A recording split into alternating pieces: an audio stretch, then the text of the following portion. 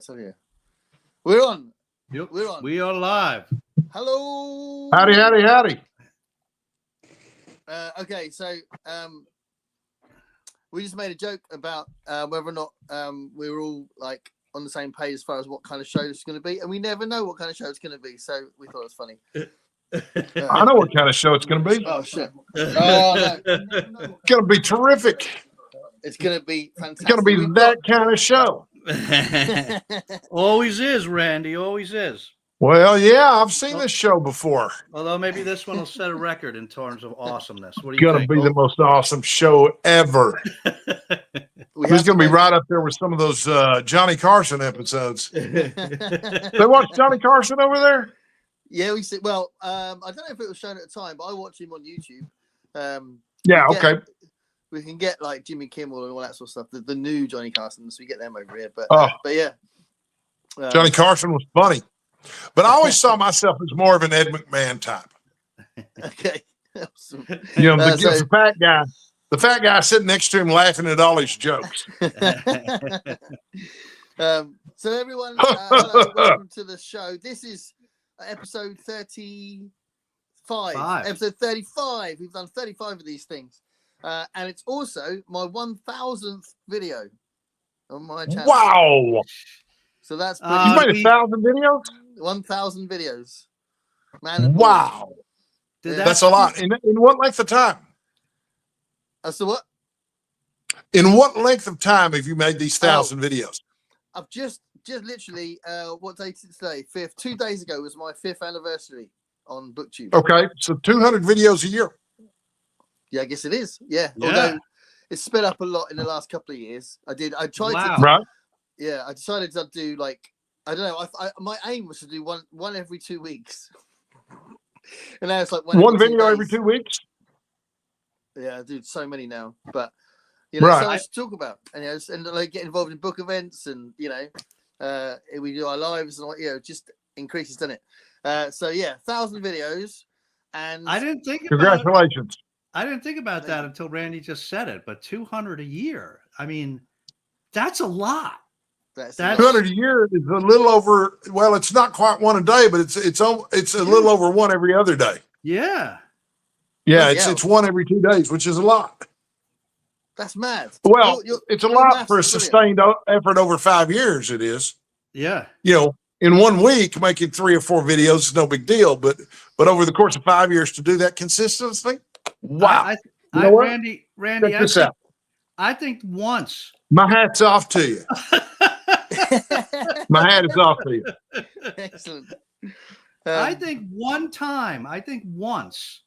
I did 3 videos in 1 week. That was like amazing. Congratulations. Well done. You've been doing more than that for 5 years. Straight. Yeah, well, not for 5. I mean, that was weird though, because if that's the average, that must mean that some days there's more than one a day. Because I don't know, that's weird. Because I know I've sped up a lot in the last few years, I suppose, 3 years. But when I started, it definitely wasn't as many.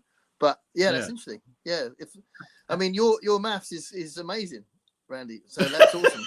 But I've never counted it like that. Well, I just did a video called "How to Read 100 Books a Year," which is actually a search term that people search for. And I'm like, how do you read 100 books a year? Well, it's easy. You read 2 books a week. Yeah. That video was interesting because you broke it down into minutes. Yeah, to me, that's what you do. You break it down into something, because how can you know what you're supposed to do every year without breaking it down into what you're supposed to do every day? Well, I was going to do a response video, right? I wish you would. It wasn't going to be like a normal response video. It was going to be, okay, so you want to watch this many concerts, you want to read this many much TV, and I was going to just try and kind of persuade people to have a much more variety in their social life and their go out in the world, go out and like leave the house, show them the math, do that. So I was going to do all that, but then that's a lot of maths. So I reckon I might kind of be like cowardly about counting all those minutes and think, oh, that's a lot of numbers. But you did that fantastic. It's a brilliant video. It's really good. Well, you look at the amount of time that you spend on your phone every day, or I have an app. It's called phone health or digital health or health monitoring. I don't know what it's called, but it shows you how much time you spent on your phone over the course of the previous week, along with how much of that time breaks down into each individual app. Yeah, yeah. So if I've spent, let's say, for example, 21 hours playing Tetris over the last week, well, heck, I just found me a way to increase the amount of books I'm reading. Yeah, yeah, yeah. Or the number of movies that I'm watching or anything, you know? There were two big things that this is great. We're talking, having a proper chat. We haven't even said who the guest is yet. But anyway. Oh, it's me. I'm the guest. Yeah, it's him. All right. The most literate Texan in the world. But yeah. There's some Texans who would argue that successfully, by the way. I know one. Some would say I'm the least literate Texan in the world. So I've had friends tell me that you should have launched a channel called the Illiterate Texan, and it would have been more accurate. Maybe that would have been more attractive to people. I want to see this guy screw things up.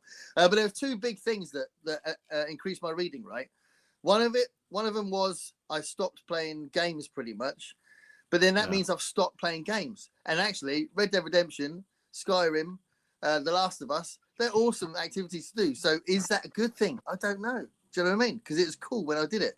So I did stop doing it. I haven't played a game for so long. I nipped into Red Dead recently, and I played it for about 10 minutes, and then stopped it again and went back into a book.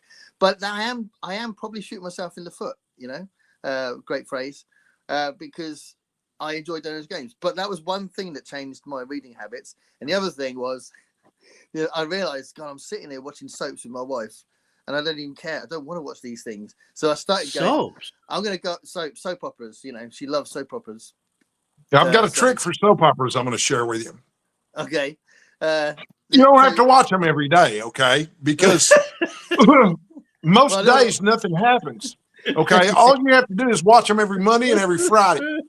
Because on Fridays, they kind of recap everything and set up a cliffhanger for the next week. They recap all the action from that week, and then they set up a cliffhanger for next week.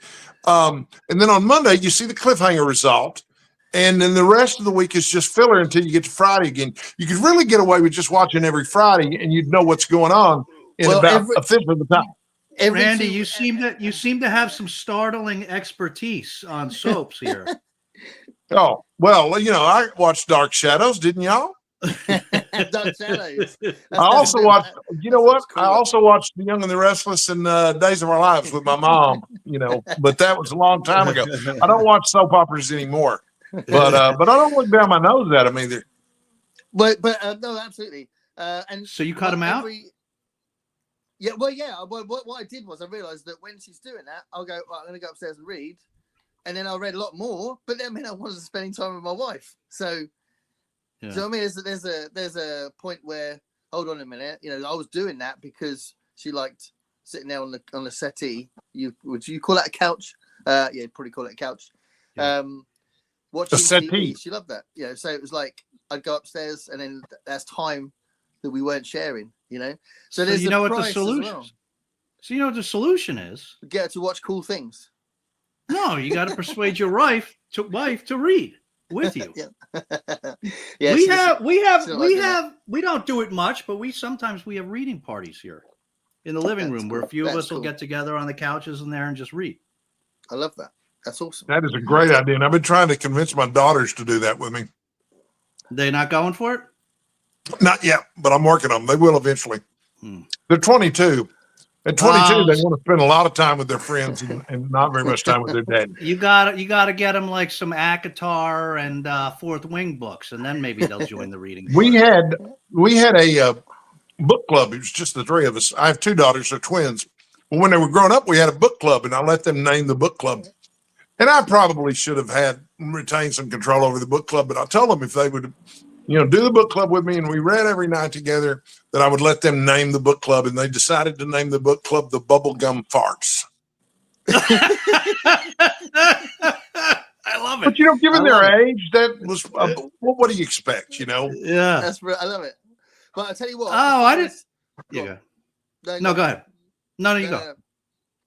It was a random thing. I didn't know you had twin daughters. How old are they? They're 22. 22. You just said that. Are they identical? They were born in 2002. So they'll be 23 in September. Are they identical? They are maternal, or fraternal. Fraternal twins is what they call them when they're not identical. Okay. I'll never forget it though. I was very popular at my wife's OBGYN office, her gynecologist officer, because I was usually the only man there in the waiting room. Sometimes my stepson would come with me. He was 6 years old at the time. Right. I taught him how to play poker in the waiting room there, much to the horror of the other moms. In fact, one of them even made a remark one time. And I announced to the room, look, if he doesn't learn how to play for me, people are going to take him for a lot of money later in life. Yeah. You know, I'm being a good daddy, not a bad one. Yeah. Where else is he going to learn to play poker, man? But the funny part was when the woman who did the sonogram, she let it slip. She's supposed to let the gynecologist tell my wife that she's got twins, but she let it slip. She was an older woman. She didn't care about the rules anyway. But she said, were you guys taking any kind of fertility medication when you got pregnant? And I said, not unless you count Merlot as a fertility medication. Well, kind of is, right? we did have 2 bottles of Merlot every Friday night in those days. That's funny. I have twin daughters too that are 24. They're 24, wonderful. Yeah. When we found out, she was doing the thing, and I said as a joke, she's like, "Oh, there's the heartbeat," and I don't know why. I guess because we had twins in the family, so I made a joke. I was like, "It definitely only one, right?" And she's like, "Well, I don't know. Let me see." And she kept looking around, and she's like, "Nope, there's another one." There's another one. We had twins in the family too. Yeah. And I'll tell you what, haven't your kids grown up to be the most miraculously intelligent and interesting people in your life? Because mine have. Yeah. My daughters are the most wonderful, most intelligent, interesting people I've ever known. It's amazing. And I always heard that's what's going to happen. That's wonderful. It's amazing how much you've missed that they've managed to pick up in their 22 or 24 years, right? They're great, though. Although one of my daughters, she's probably not watching. One of my daughters announced during our visit the other night that she had already bought my Father's Day presents. Wonderful, good. But she wasn't going to be able to give them to me on Father's Day because she was going out of town. She has a trip to Florida planned.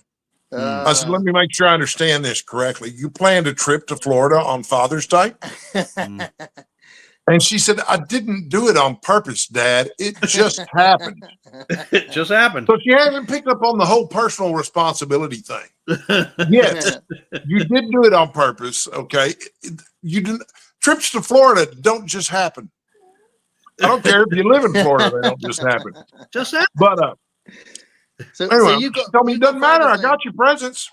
Yeah, you got Father's Day coming up, and we have as well. So we might have a similar or same day for Father's Day because our Mother's Day is different, isn't it? I don't know. Our I have no idea what kind of holidays y'all celebrate over there. Our Mother's Day is always the second Sunday of May, and our Father's Day is always the third Sunday of June. Yeah, is that what yours is?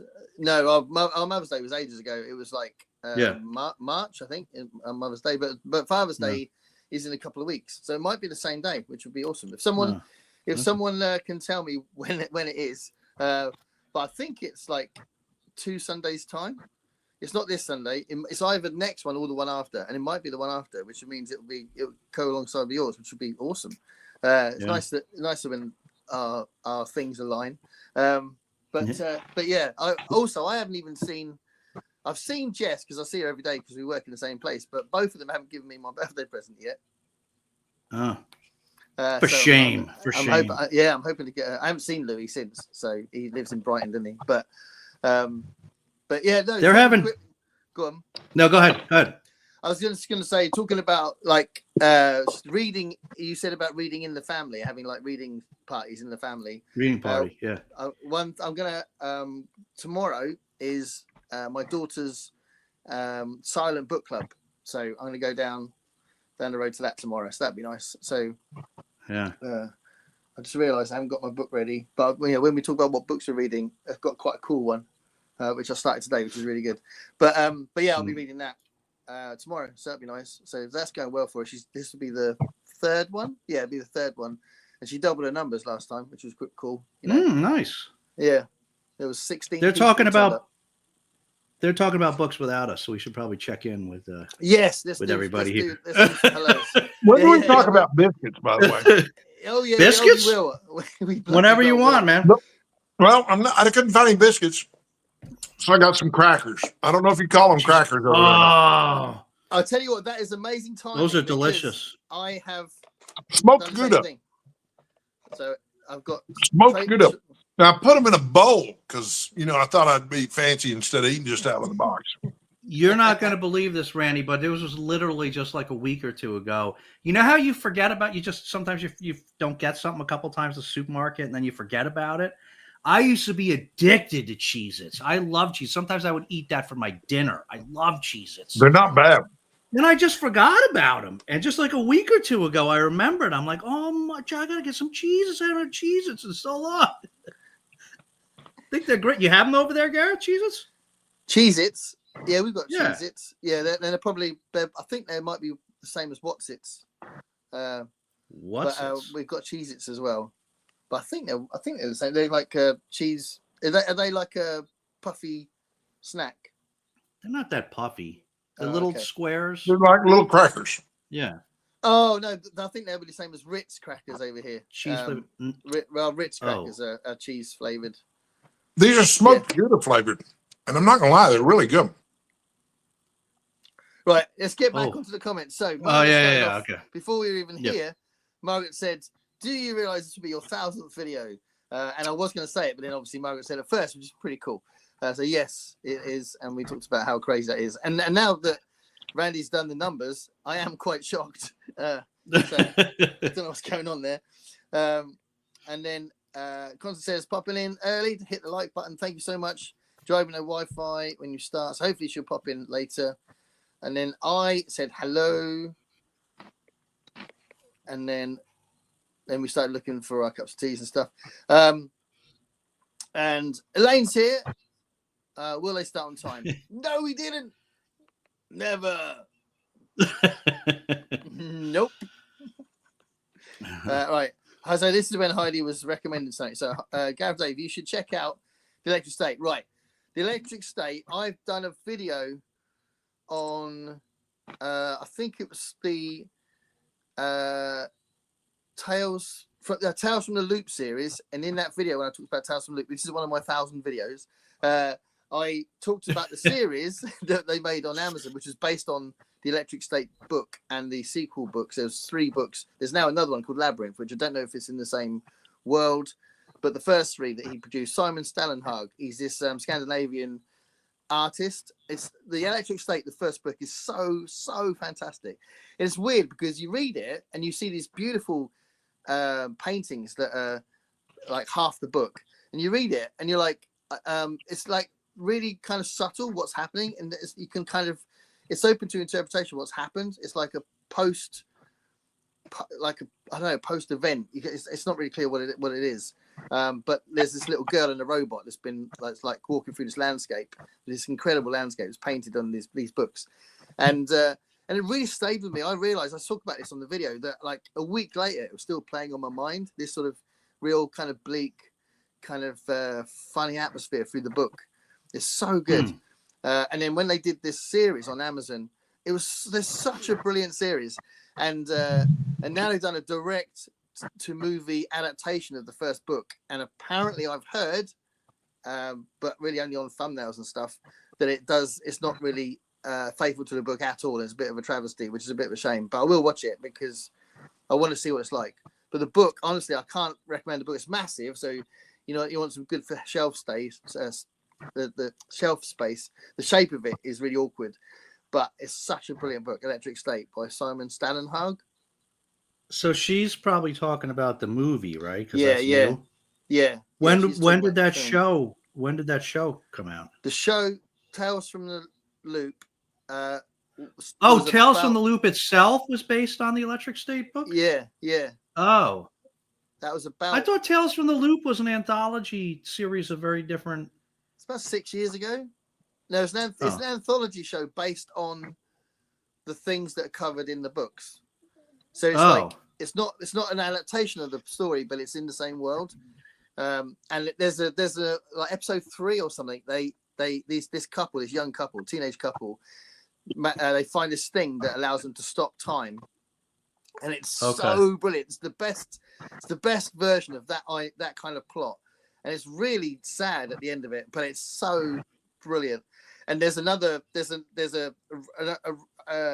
long running thread through the series. It's a very short series, like 8 episodes. There's a running thread through the series where in the second episode, I think it is, these 2 boys go into this hole. It's like a tunnel, and they come out, and they've swapped bodies, and the consequences are huge, and they're really unhappy. They try to fix it, and they fix it, and it's much worse. And it's so brilliant. The drama is amazing. So I just think it's such a brilliant series, Tales from the Loop. And it'll only take you 5 minutes to watch it because it's only 8 episodes, but it's so brilliant. One of the best things I'd seen on TV at the time. So good. So yeah, it's like a adaptation of the ideas in the book, but not an adaptation of the actual book. Right. When would? Yeah, go ahead. Well, I was just going to say the new film is more directly supposed to be an adaptation of the first book. Yeah. When did the book come out? The first book? Do you know? I think it was about 8 or 9 years ago. I'm not exactly sure. I can't remember. It was quite a while ago. Okay. I think so. I'm trying to. Did I? Because I did that video. I don't know, I've talked about the books now and again. I brought them up sometimes on the videos, but I haven't done it for a while. But yeah, so good. Definitely recommend it. Really, really good. Right, Elaine says hi. Elaine remembers Johnny Carson. My volume is quiet. Is it quiet? I can move my thingy closer. So I do that. Is that better? Yeah, it is quiet. I'll have it in the camp. I'll have it in the. I have a little thing like there. There you go. Am I quiet? No, you're not quiet. No, you're all right. I have a booming voice. I hear. You're pretty loud compared to Gareth. You got a fantastic voice. I've got quite a big gob actually, but clearly not in the videos. But I have got a big mouth. You could probably, Randy, if you could probably like be if I mean you wouldn't be quite as good, but if necessary, like if like Jim from Mystery Mayhem had a regular radio show, you could probably sub in for him, like if he had an emergency. Yeah, Randy and Jim. That would be an amazing show. Have you ever done a radio show? Randy, have you ever done a radio show? My voice is a little weak today and a little gravelly because I'm on pain medication. The pain meds that I take make my voice higher. Really? But even without the pain meds, my voice is not as low as Jim's. Yeah. Yeah. Like I said, you wouldn't be as good. No offense. No, I wouldn't be. Well, you'd be a pretty good stand-in, I think. I'd be funny. You would be funny. Jim and I have been talking about making a video together for, months, and we've just never gotten around to it. But I think Jim and I would be great together on screen. Yeah. You should do a June on the Range video. Oh, definitely. He's well into that. June on the Range is just one of the most marvelous things ever. I don't know if you know or remember, but last year, me and Jim did a live stream about Red Dead Redemption during June on the Range. I do remember. Yeah, that was fun. So Heidi says, you counting the shorts? Yeah, it does count the shorts, and I've done loads of those, and I'm still doing that 100 album challenge. So if you haven't seen those, I've got to the end. I'm on 80 something, so there's not a lot left, but I filmed them all at once. So I just sort of see them come up, and some of them get like 10 views, and some of them get hundreds of views. So it's a bit random, but yeah, I'm doing that's 100 album challenge. But there's a bunch of other things like the Twilight Zone ones are going through as well, aren't they? And there's a Twilight Zone one coming up in about a week or so, which is episode 20. But yeah, I kind of film in advance a lot, don't I, Dave, as well? So yeah, I'm always juggling when they're appearing. Nicole says hi Nicole. Hey Nicole. Where is it? This is Nicole's short story. So I've printed it off so I'll read it. She sent it to me as an electronic file. Okay. And I've printed it off to make sure I read it because I just sort of it's just more likely I'll read it. So there we are. So this is Nicole's short story. So I'll be reading that this week. Sweet. 6 away from 2,000 subs. Who is? Me? No, I'm not. Am I? How can she tell that? Am I? How can somebody else? I don't think other people can tell single digits, can they? If you could do that, Elaine, you need to teach me how to do that. Yeah. No, it must be someone. If that's true, I'm going to get very excited. But I thought I was a little bit lower than that.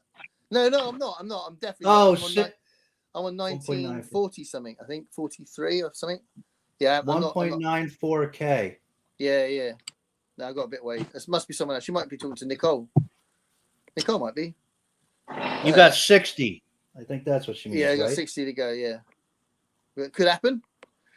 Yeah. I haven't watched soaps for decades. Yeah, I don't like watching them, but I did it sometimes just to spend time with my You've wife. got 60 to go. What? Till 2K subs. Yeah. Oh, well, you know what? I do too. Nice. Yeah, we got the same. I mean, until 2,000 subs or 3,000? Two. See, I'm right on the verge of 2,000 subscribers, and I don't remember if it's 40 or 60, but I just want to beg anybody who's watching to please subscribe to my channel. Yeah, let's beg. We got to beg. I mean, desperately need subscribers, and I promise to reward your subscribership by making videos. We normally ask the guests to talk about their channel if they haven't been on before. So Randy, you have been on before, but I don't know if you remember, but it was you were on for a little while. You had to disappear. It was about 15 seconds. It was only 15 seconds. No, a little longer than that.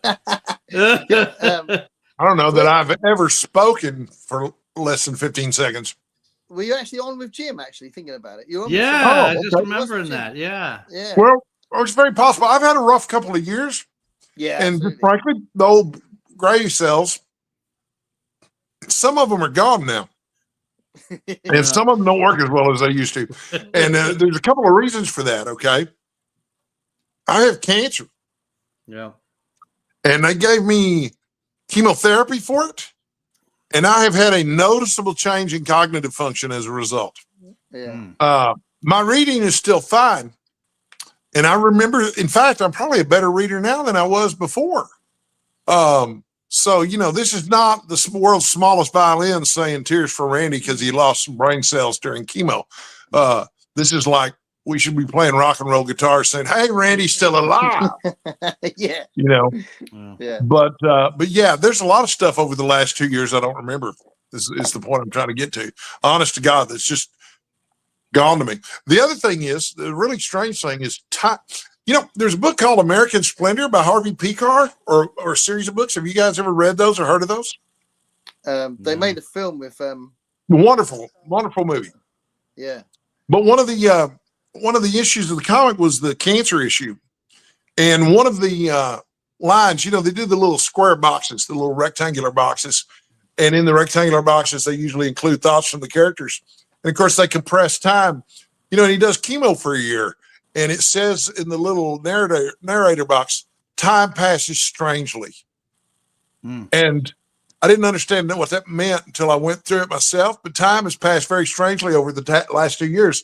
There's a lot of stuff that seems like it just happened yesterday because it's like the last 2 years don't exist for me. Yeah. Really weird. Yeah. I have a similar problem, but mine's attributable to beer. Yeah. I'll tell you what, I used to be a blackout drunk. And man, you want to talk about time travel and teleportation all rolled into one. People would ask me at Thanksgiving why I didn't want to have a drink, and I said it's because I want to be home in time for Christmas, guys. And you laughed, but it was a real risk. Yeah. Yeah. I don't remember a lot, but that's because I'm an idiot. It's not beer, and it's not a serious illness like that. It's just I'm as we say in Portsmouth, a Dinlo. Dinlo. Dinlo. Or I forgot my notes. Or what's the other? Or a Razit? Is it Razit? Oh, a Wazzock. Wazik. Wazzock. Yeah, we were talking about that in the pub, weren't we? It's pretty crazy, Randy, that last week we met in person, and it was just like the most beautiful thing. That is marvelous. I watched half of your New York video, saving the rest for later. I love Manhattan. Yeah. No, we had a great time. You would know this, but in America, there is a little bit of a cultural divide between the Yanks and the Southerners.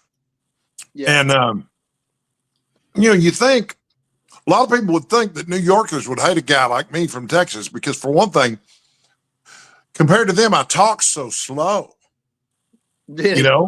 And also there's a tendency for people from the Northeast traditionally to suspect that they're smarter than I am or better educated or whatever because I'm from Texas. But I haven't run into any of those problems. People from New York City love me. Oh, brilliant. Absolutely love me, especially the women there. And of course, women everywhere love me. That's understandable. Yeah. Women everywhere love me. But in New York City, especially, they love me because, I don't know, I'm presumably exotic. Yeah. But I don't complain about it. You know what I mean? Yeah. Yeah. You keep New York women don't have a monopoly on that view, What are you saying, guys? No. We are very proud to have the most exotic guest we've ever had on our show. Say that again. I said we're proud to have our most exotic guest we've ever had. On our Most show. exotic in terms of New York City. Yeah. I'm an exotic guy. Mark at Book Time with Elvis has nicknamed me the irrepressible Randy Ray. And I'm kind of down with being called irrepressible. I'm okay with that. You don't want to be pressable. No. You don't talk slow to me. I don't. I don't talk slow. Huh? I don't even think I have a Texas accent. Both of you have got better diction than I have. Your diction's brilliant, both of you. You could both have radio shows. Well, I don't know. I think I sound like the guy on the 6 o'clock news in America. But when I went to college is when I realized I had an accent. I had no idea. And people would tell me, "Oh, I love your accent." What accent? Yeah, you got an accent. Yeah. Oh, yeah, I've got a thick Southern, thick East Texas drawl is what I've got. I think we all, once we have a channel and once we do videos, we all realize we've got an accent because we're talking to people from a different area. I just lean into it now. Yeah. Well, like I say, women love it. Yeah, but I didn't notice my accent as much until I was talking to Americans. Now I'm really aware of it. It's lovely, but it is thick. Mine? To me, it's thick now, but I also understand every word you say. You do, or you don't? I do. I understand every single word you say. That's good. So it must not be too thick because I had a friend bring his brother over one time from Ireland. And, my friend I understood perfectly, but his brother was explaining how much he enjoyed the cheese fries at this pub. And I swear he was speaking another language. It was incredible. Yeah. What did you just say? I've noticed in chat shows that if an American actor comes over and there's another guest on the settee or whatever that's Scottish, they have a trouble with understanding the Scottish accent. And they're like, I have no idea what this person next to me is saying, and it's quite funny. That seems to be a thing. Right. I'm so used to talking to Gareth now that I don't know. Like, I can't remember if when I first encountered you, if I thought it was a thick accent or not. Because now it doesn't seem that thick to me. Yeah. Right. But it's also all relative, like Randy's accent is different than mine. What you're used to too. Yeah. Yeah, right. But you met my wife last week as well, and she's presumably got the same accent, right? Even though it is actually slightly different because she comes from, she originally was a bit of a country bumpkin, so she comes from Bedfordshire, which is not the same as Hampshire. So I'm from Hampshire, so I've got this accent, kind of a Londony accent. and hers is got a bit more of a twang to it. But you probably wouldn't notice that because it just sounds like Southern England. Do you know what I mean? Yeah. But, I don't think I really noticed much of one. Yeah. But do you know, Aunt Randy? Do you notice an accent? Do you think I have one? No. Okay. Like I couldn't tell where you're from. Yeah. I'm from Connecticut, and so I live in Connecticut. I've lived here for a few decades. Okay. I'm originally from New Jersey, so I spent the first couple decades in Jersey. So sorry? Yeah, exactly. So there's certain limited things. I feel like I don't really have one, but there's certain limited things when I talk to people in other parts of the country, like I say talk and walk, and everybody else says talk and walk. I can't even do it right, but Right. But I think it's not very much, I tell you, I wanted to film while I was in New York. I wanted to film me going across the road saying, "I'm walking here," and then I. Yeah. You've been listening to Joe too much. Well, or Dustin Hoffman, but yeah. So Heidi says Randy is the real Gus McRae. I love his accent. I also watch soaps, but not since I discovered BookTube. Yeah, go on, Randy. People, have given New Yorkers a reputation for being rude or fast or whatever. That has not been my experience. My experience with people from New York City is they're the loveliest people in the world. They've just been wonderful to me. Every New Yorker I've met, but they're not as wonderful as women from France. I had a birthday one year. I turned 31.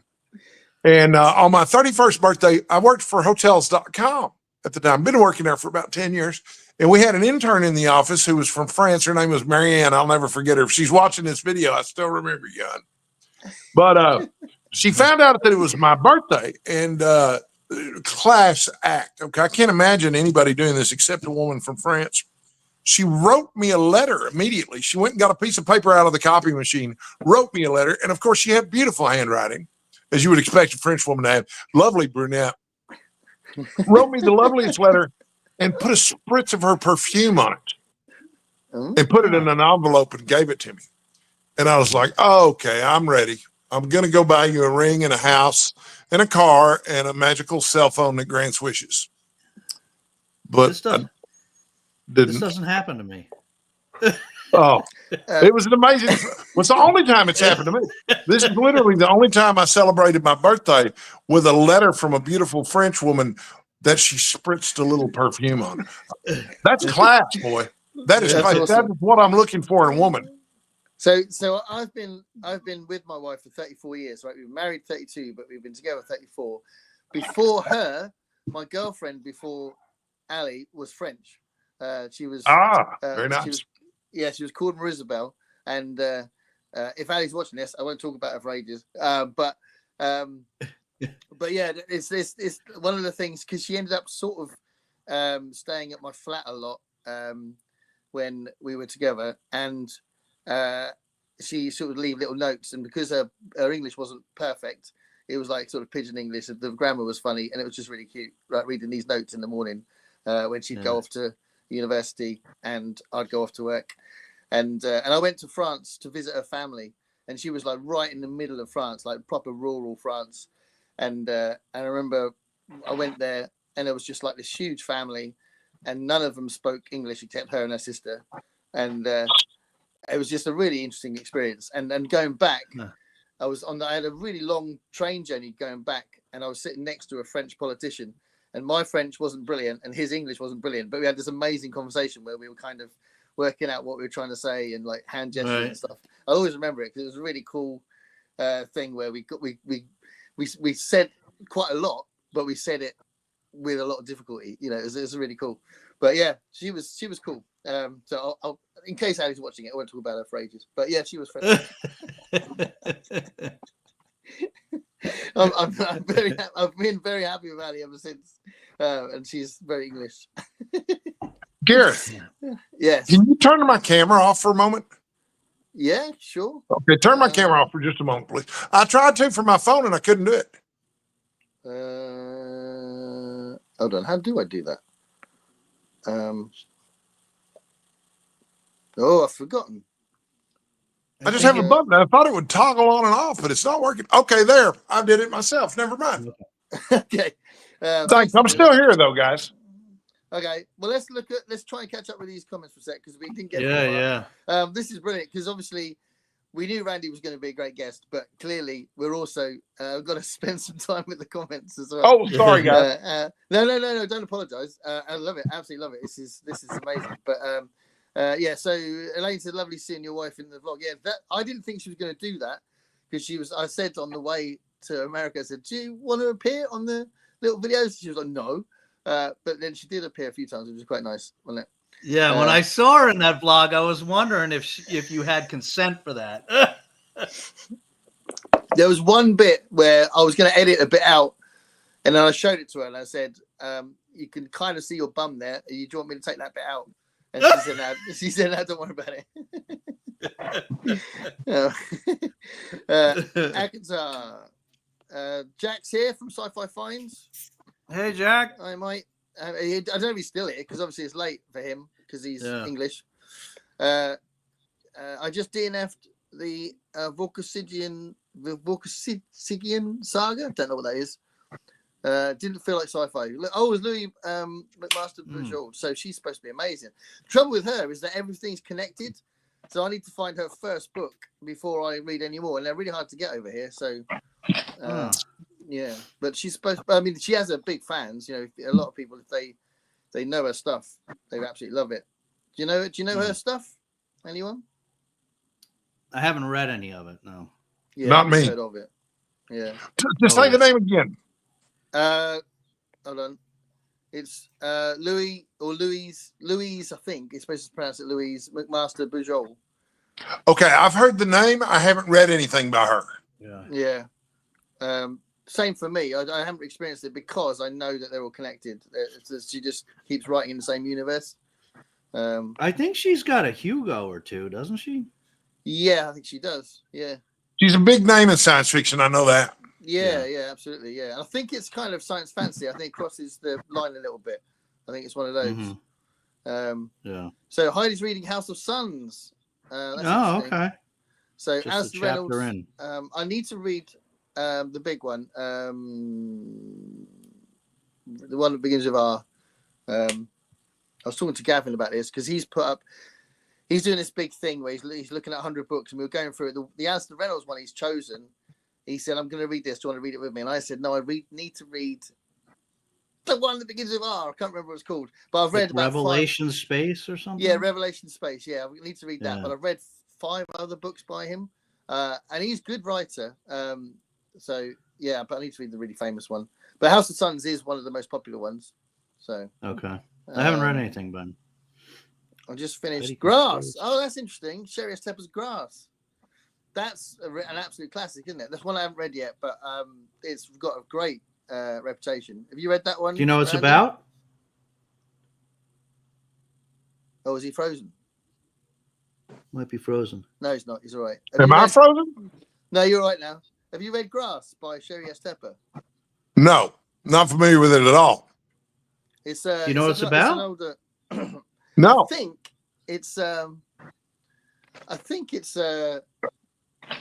is it post-apocalyptic? Oh, I don't know. I don't know for sure. I thought it was like a dying Earth kind of thing, but I'm not sure. Maybe Jack can tell us if it's a dying Earth kind of setup. So I didn't know. Now, I am familiar with Jack Vance, the Dying Earth series. Yeah, I thought it was a bit like that, but it's an old book. Good stuff. It's definitely not a new. It's not a new book. MJ's here. Hey, MJ. MJ, hey. Yeah, 1989. The Death of Grass. Oh, well, I've known that was great. Very well. It's a fantastic book. John Christopher. Yeah. And in America, it's got a different name, isn't it?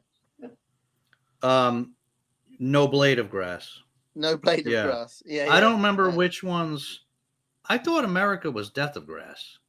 but I might have that's that. I might be Death wrong. of Grass is the original title because he's an English author, isn't he? He's very similar to John Okay. Wyndham, I think.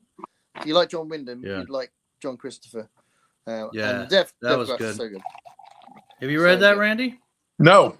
Oh, Oh, you'd love it, Randy. You guys Definitely are check that one out. exposing all the holes in my knowledge here. yeah. Like stump the chump night. You like The Walking Dead? I like The Walking Dead. Very Walking Dead feel. It's not zombies though, but very Walking Dead feel. Yeah, I used to own a bookstore, and The Walking Dead was a popular comic book during the days of my bookstore, but it was before the TV show. Mhm. So I sold the compendiums of The Walking Dead, and I sometimes think, boy, if I'd only owned the bookstore during the height of the TV series, because it was so popular for so long. yeah. They're always in the bookshops over here. They Yeah. Oh yeah. Those compendiums are just wonderful. The artwork's brilliant. The writing is solid. Robert Kirkman's a brilliant writer. Yeah, I was Yeah. going to read them for Horror Mayhem, and I just didn't get around to them. But I've got the first 8, so I need to get to those. But I'm a huge fan. We've talked about The Walking Dead a lot on the live streams, haven't we, Dave? Right. Yeah. Yeah. But yeah, the Death of Grass has got that. It's based, the reason why I think Dave mentioned it. It's like because the world's gone to shit. It's like that sort of humanity is now horrible to each other. That kind of idea. So it's about humans being horrible. Yeah, So- it's about like humans like coming together, to different people coming together to survive, and the things they're willing to tolerate from each other, and the things they're willing to accept based on desperate circumstances and what they need. Yeah, because the main. Here's the thing about these post-apocalyptic novels. Okay. Yeah. Everybody loves them, but I think everybody also operates from the assumption that they're going to be one of the survivors. Okay. I think that's a presumption, right? When you read one of those novels, yes, that's kind of a you're presumption. relating to the survivors. Yeah. I am It's self-aware enough. It's kind of hard to now, write. It's kind of hard to write a book from the perspective of the dead person, Randy. Yes. Well, I was going to say, unfortunately, I probably would be one of the zombies. I would be one of the shamblers. I'd love to think that I would be the guy with the human mask riding around on his motorcycle who's, a bandit warlord. But the truth is, I just wouldn't. Well, listen, there was a great series, I think, did not get enough attention, by David Moody. And the first, I think it's called the Hater series, because the first book was called Hater. They weren't quite zombies. It was more of like a 28 Days Later sort of. Well, that was not quite 28 Days Later. It was like a rage virus, Great book. And it is which one? 28 Days Later. Yeah, I just realized I don't think it was a book. Great movie. Great movie. Yeah. The third one's coming out soon, isn't it? Yeah, 28 years later. My daughter's very excited about it. My daughter was 10, 11, 12 years old during the zombie movie craze, which was a lot of fun for me, especially because, when other kids were getting really, really excited about Return of the Jedi and Empire Strikes Back, I was getting excited about Dawn of the Dead and Day of the Dead. Yeah. No. That's what you're dealing with here. But you might, Randy, you might like this Hater series because that is told from the perspective of one of the guys that has been infected. Nice. And he's still like, it really, really, I thought it was really, really interesting because he's like, he has the loss of control, you know what I mean? But he's also self-aware. And, it was, so if you want a book where you're that guy, try that one. So literally 2 weeks ago, because you just said you'd be like one of the people that have been bitten. And 2 weeks ago, I ended up in a conversation with 3 of my second year students who are also fans of The Walking Dead, and they're all discussing which character they would be, which character's more like them. It was quite funny conversation. That's always a fun conversation to have about any TV show. Which was the popular character? They kept saying to each other, "You'd be like Glenn. Oh, you'd be like Glenn." It was like, "Okay, you'd be like Glenn." And Yeah, but one of them is a bit. He's a bit of a lunatic, and they were. Who did they say he'd be like? He probably said Merle. Shane. I think they said he'd be like Shane. Oh, Shane. Yeah. Yeah. But can I just say, just a random comment, but it's quite funny. So I'm getting these notifications. I'm getting messages. I've got such a weird job. It's literally just before midnight, and I've had 5 emails from my students because there's a deadline tomorrow, and it's like, go away, don't send me emails at midnight. But anyway, it's a 24-hour job by the sound of it. You talked about the rage virus. Rage biscuits. Rage biscuits in the house. One of the characters in The Walking Dead is an old man with a RV, and he wears these hats, bucket hats, all the time. Yeah. And that's who they said I'd be like for some reason. My son told me that would be the character that I would be, and I was like, man, that is so cool. And he said, you're the only person I know who would think being that guy is cool. Well, I was like, really? What's his name? Oh, but they said, but he's like the moral fiber of the show, and he was kind of kept in things like people went to him for advice as well. I thought, oh, okay, maybe it's a compliment from my students. But what was his name? Yeah. It was the guy that's in a lot of Frank Darabont stuff, isn't it? The actor. Damn, what was it? I can't remember the character's name. But no, he's my tongue. He had he tried to stop Andrea from having a gun, wasn't he, and all that, and he was like, and he died pretty early on as well, didn't he? Such a great show. So MJ said, I really like the governor as a villain too. Oh, that whole period was so good. Governor was a great villain. Yeah, and that was the early days of Michonne as well, and she was my favorite character. Definitely. Yeah, I love Michonne. No whispering into the mic this time. So we've been told off. I was gently told off by someone else in the chat about that. They said that they turned off because it got a bit weird last time. I'm a little offended, frankly. I thought people would really enjoy that little bit of eating ASMR. There needs to be a different channel for it, I guess. Audible have a sale. It's got grass for $4. Oh, excellent. Oh. Yeah, that was the Sherry Estepa grass. So Heidi, clarify what grass is, because I may get that deal while it's on. It's supposed to be amazing. So it's a very famous sci-fi book. It's one of those ones I almost bought it a few times when I was a teenager. Mick has read a book. Hi, Mick. He says hi. Promise. Heidi, I'm talking about the book Electric State. It's a large book, the story with giant artists. Yeah. Absolutely. It's such a brilliant book. If you get a chance to find it, because it's obviously quite expensive to buy because it's a art book. Oh, she was talking about the book, not the movie. That's what she's saying. Right. That was from. Yeah, so good. So good. But the new film is supposed to be an adaptation of it. Okay. It says, hi, nice to see a fellow Texan. Yeah, there's an important distinction, isn't there? So Randy's literate and Brian's bookish. Hey, Brian. I know Brian. Yeah. Good to see him.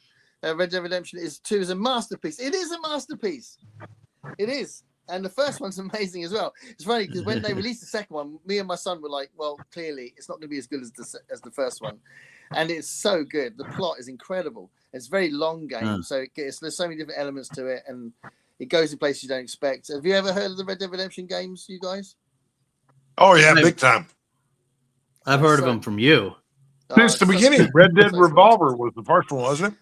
It was, yeah. But I never knew about that one. That was on a different... That was old school, man. Yeah. They've had the characters from the Red Dead Revolver in the latest ones, didn't they? But yeah, amazing, absolutely amazing. Diane's here. Hi, Diane. Running late. I'm here. Hello. Hi, Diane. Yeah. That's what I thought. Yeah, I've got a little way to go, but it's very cool being in that position. Crystal. Hey, Crystal. Hi, Crystal. You haven't been on here for a while, so we need to correct that. Mark's on a walk. Stay safe. Busy day. Does your wife like the clangers? The clangers. Okay, the clangers. And if Margaret is making a very, very English reference, then that's amazing knowledge of our culture. The clangers is a part of our childhood. It's a massive part of our childhood. So, you know, you get these programs that if you see them as kids, like little kids, they stay with you forever, right? And certain generations have certain programs, like my daughter's generation. It's all about Teletubbies and Powerpuff Girls and, you know, all that. And the Clangers is an old 70s program where there's these stop motion animation with these cloth aliens on the moon, and they got these really weird sounds they make, go and it's just really sweet. It's very gentle. It's very, very cozy. It's kind of very typical of that set of the 70s kids shows that we had when we were little. And if that's the same thing, yeah, everybody loves the Clangers. Anyone of my age, it's a very affectionate thing that we would remember the Clangers. So no, absolutely. That's amazing. If that's a reference to the actual Clangers. If it's not, I don't really know what she's talking about. But yeah, go look them up later on. Go on YouTube and put in British TV the Clangers. It's really quite special, but it's really funny. Yeah, it's a very peaceful kids show from the early 1970s. Pat's here. Hey, Pat. You weren't here before, so Randy had to do some maths about when book chat with Pat. Yeah, book chat with Pat. I have a surprise for Pat soon. Okay. Is that a threat? It's a promise. I might have a surprise for you two soon. Oh, cool. I love that.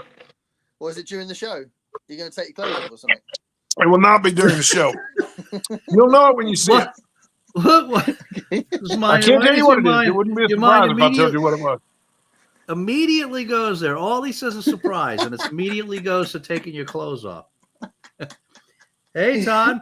I didn't know you were in that area, Todd. Are you you ever go to the Brattle? Bookshop? Boston. I was thinking of Boston. We were thinking about where to go next in America.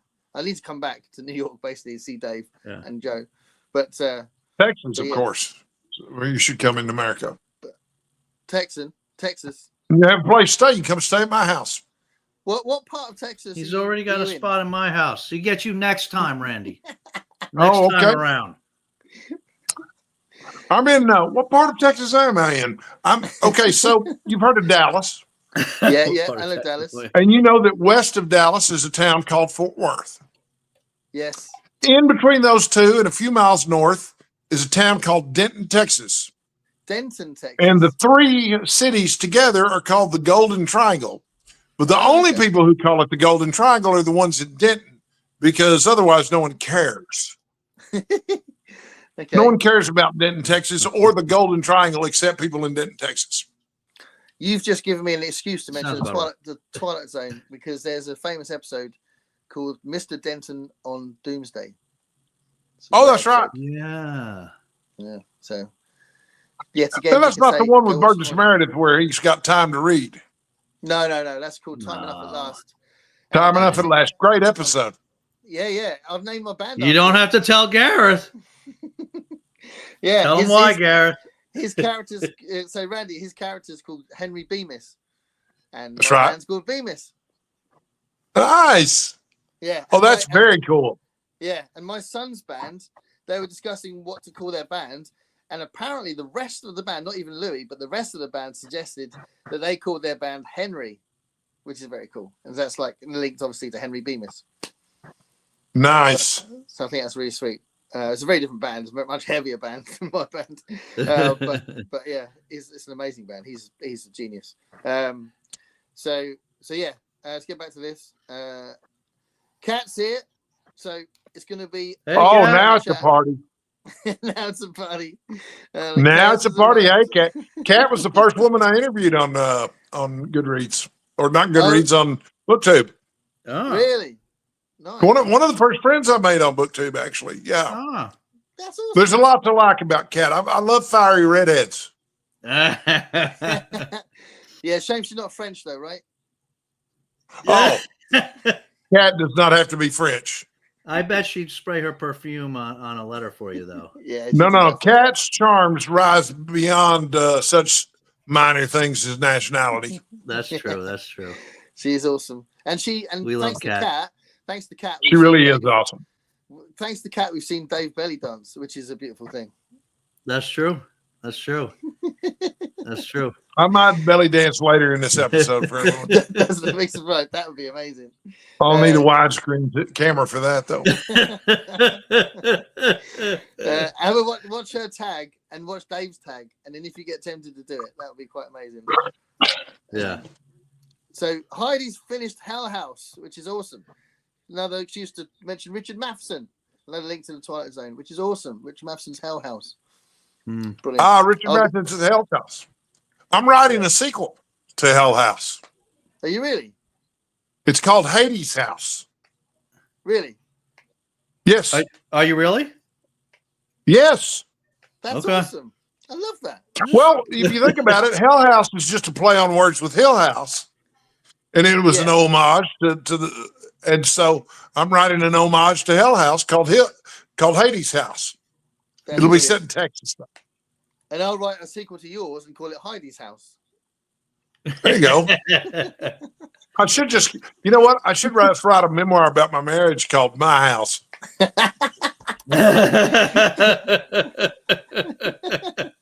Are you happily married? Oh no. I've never, you know what? I love being married. I just didn't like my wife. So you could call it Hell House. Yeah, exactly. No, we're happily divorced. We're happily divorced, and she lives 6 blocks from here. Oh, okay. So you're still friends. You still friends? Well, no, not at all. No. Okay, so 6 blocks is the closest you'd want her to be, right? My daughter, keep in mind, my wife, God bless her, was a stay-at-home mom during our marriage for 10 years. And she was able to do that because I made a lot of money back in the day, okay? And I do not make such money these days, but I did then. And my daughter, who's 22, called me for some advice about investing in the stock market not too long ago, which just thrilled me. Anytime my daughter calls me for advice about anything, I'm just thrilled. But she wanted to know what to do with her money, and I had opinions, and I shared them with her. And so she went to Arkansas with her sister, who's going to be going to college there, and her mom and her stepdad. And she was explaining to them, Daddy said this is what he would do with his money in the stock market. And my ex-wife, who, keep in mind, was a stay-at-home mom for 10 years, never had to set an alarm for 10 years because I was paying the bills, said, I don't know why you would go to your dad for advice about money ever. And my daughter told us, said, Mom, as well as I do, that man is wonderful at making money. He makes money hand over fist. His problem is he spends it the minute it hits his palm.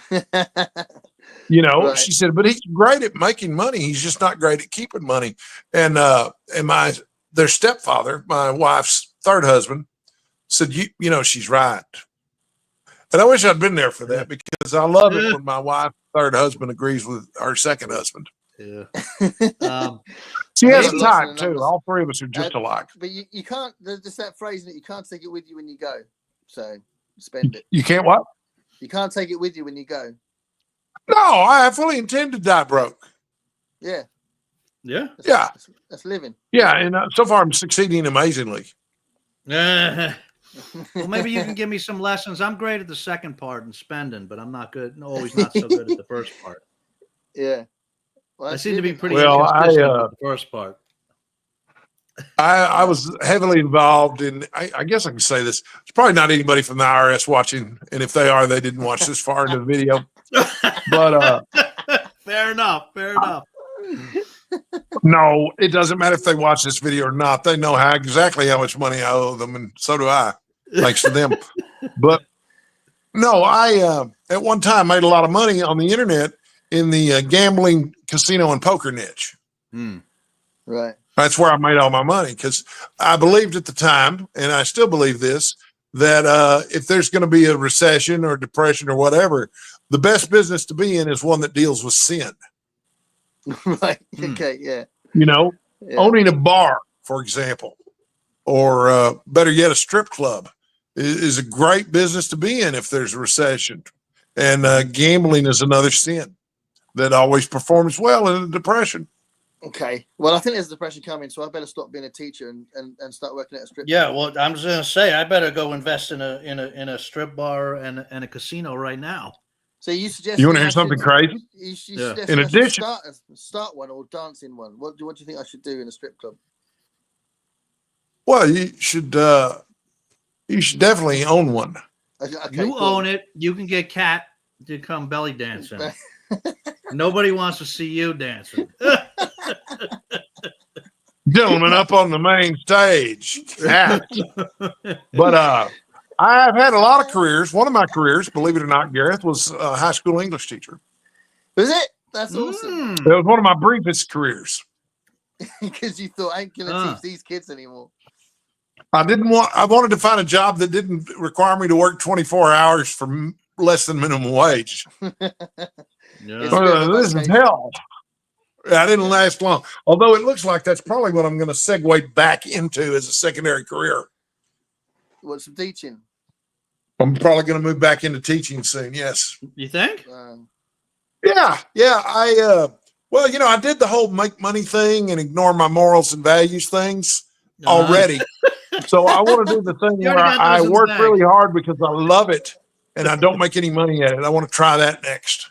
Yeah. Well, I'll tell you what, I don't know what it's like over there, but it's a real roller coaster job. I mean, every day is like you're up and down. Like I had a really good day today. Yesterday was hell. The day before was hell because we've got these coursework things coming, trying to get them to hand the coursework in. It's horrible. Tomorrow will be fine. Next week will be horrible again. It's all over the place as far as your stress levels and all that. So it's a funny old job. It's got to be said. I was also a department store Santa. Yeah, that's cool. Well, bookstore owner, department store Santa. I'd never played the Easter Bunny. Listen, I not that I can totally see you doing all those other things too, but I see you being phenomenal at that. Yeah. Oh, it's Santa Claus. I could totally see you being incredible. I was a great department store Santa Claus, and there's more to it than you think. I'm sure.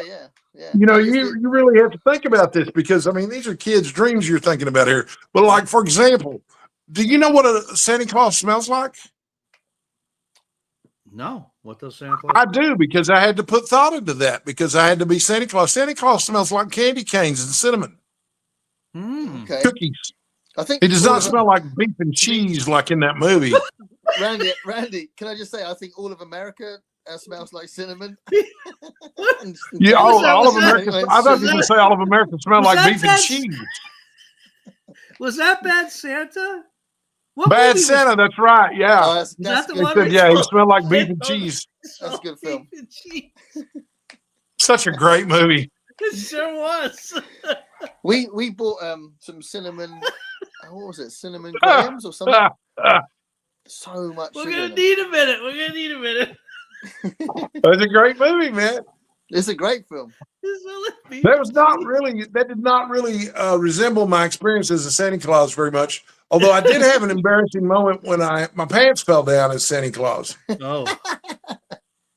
Because I was not always I did not always have the girth that I have now. At the time I was doing department store Santa Claus stuff, I needed 2 pillows to look the part.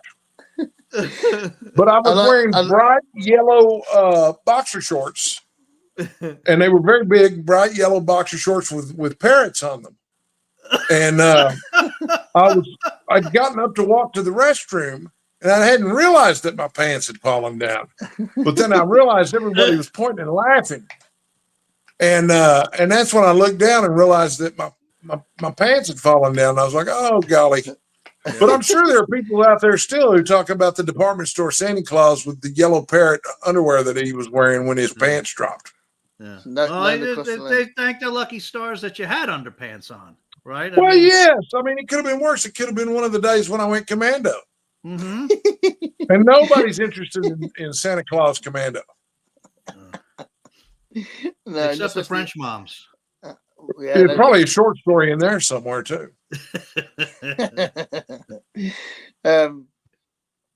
Kat says, get sneaky and you can live a good while.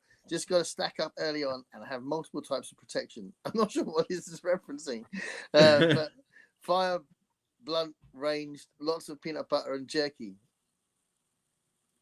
There's a lot of things that you could read into this. Comment. This is the problem with going later on after the comment. Hold on. So people are still thinking about Randy being Santa Claus. I love it.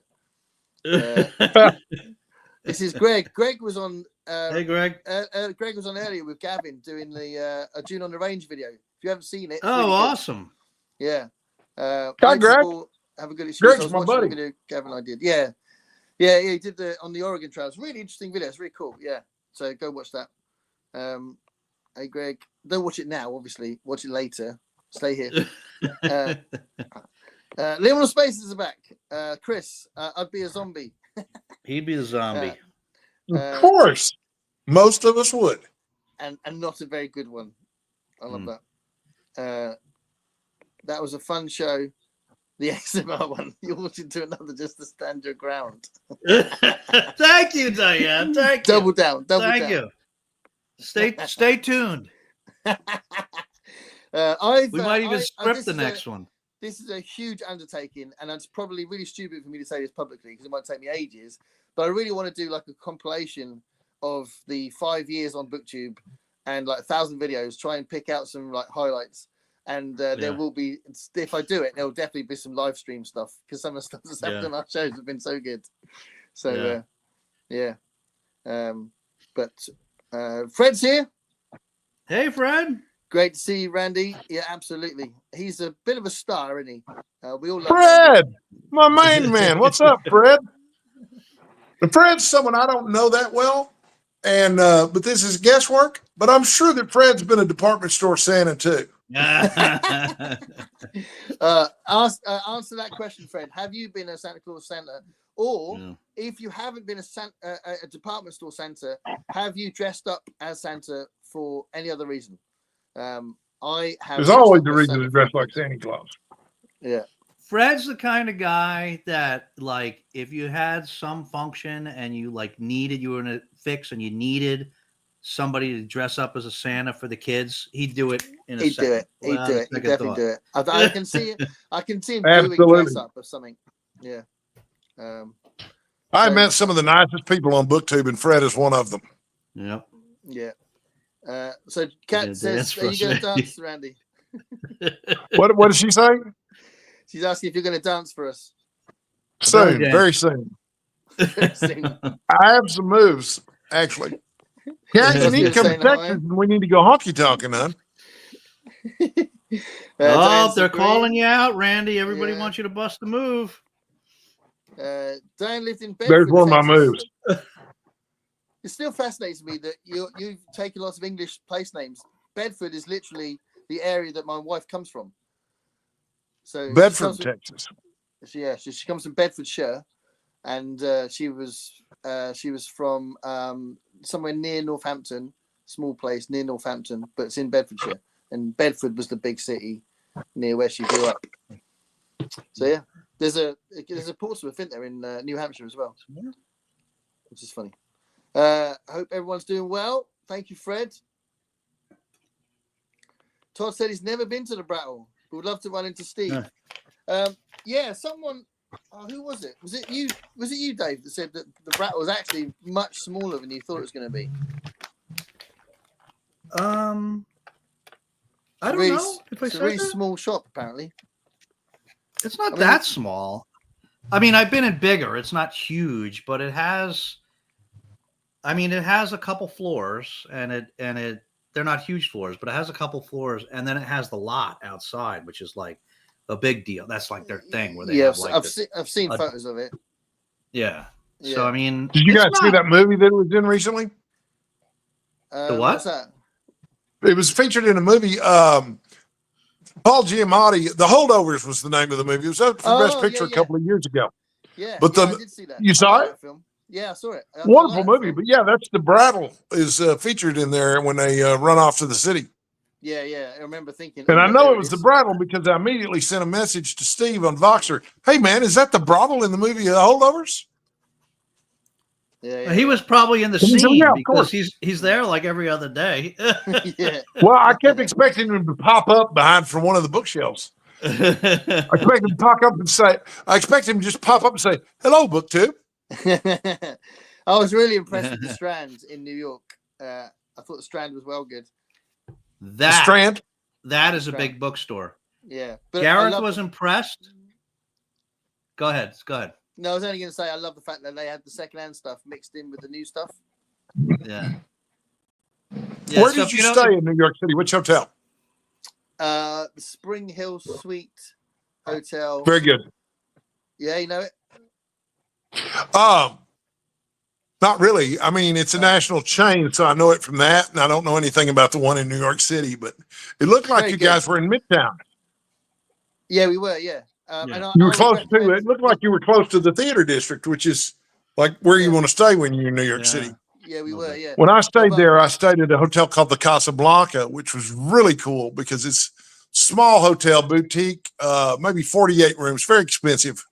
But they have a replica of Rick's Cafe American right off of the lobby that you can sit in and drink at. And I thought, well, it's my favorite film. And so I just thought it was really cool that they had a hotel with that theme. It was very, very nice. And I had that my first couple of nights here, but I was doing getting registered for the company thing.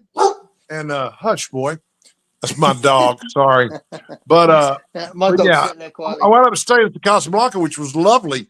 And then they moved me to the Milford Plaza. I don't know if you know anything about the Milford Plaza. It's at 45th and 8th. So it's right in the heart of the theater district too. But they used to call it the Mildew Plaza. Now I remember calling the front desk because there was pantyhose and a pair of underwear on the unmade bed when I checked into my room.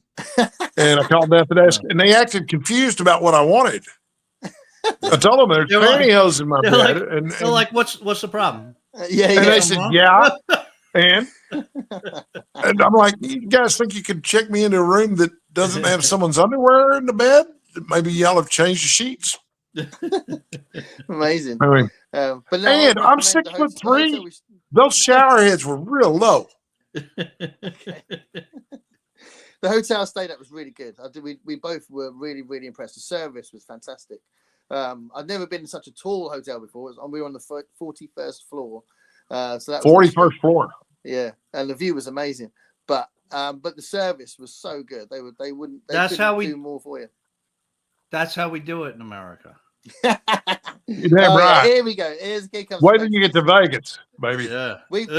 I tell you what, we have experienced crap service as well, Dave. So they were really good. Yeah, they were really good. I was saying to Brandy, I was talking to Brandy, and I absolutely believe 100% that the tip culture doesn't guarantee good service. We have really good service over here, and there's no tip culture. Do you know what I mean? I think it's a bit random if you get good or not. So anyway, Kat says, "Thank you, Randy." Dave's belly dance was amazing. It really was amazing. Send Randy perfume scent. Yeah, everyone should send Randy perfume scented letters.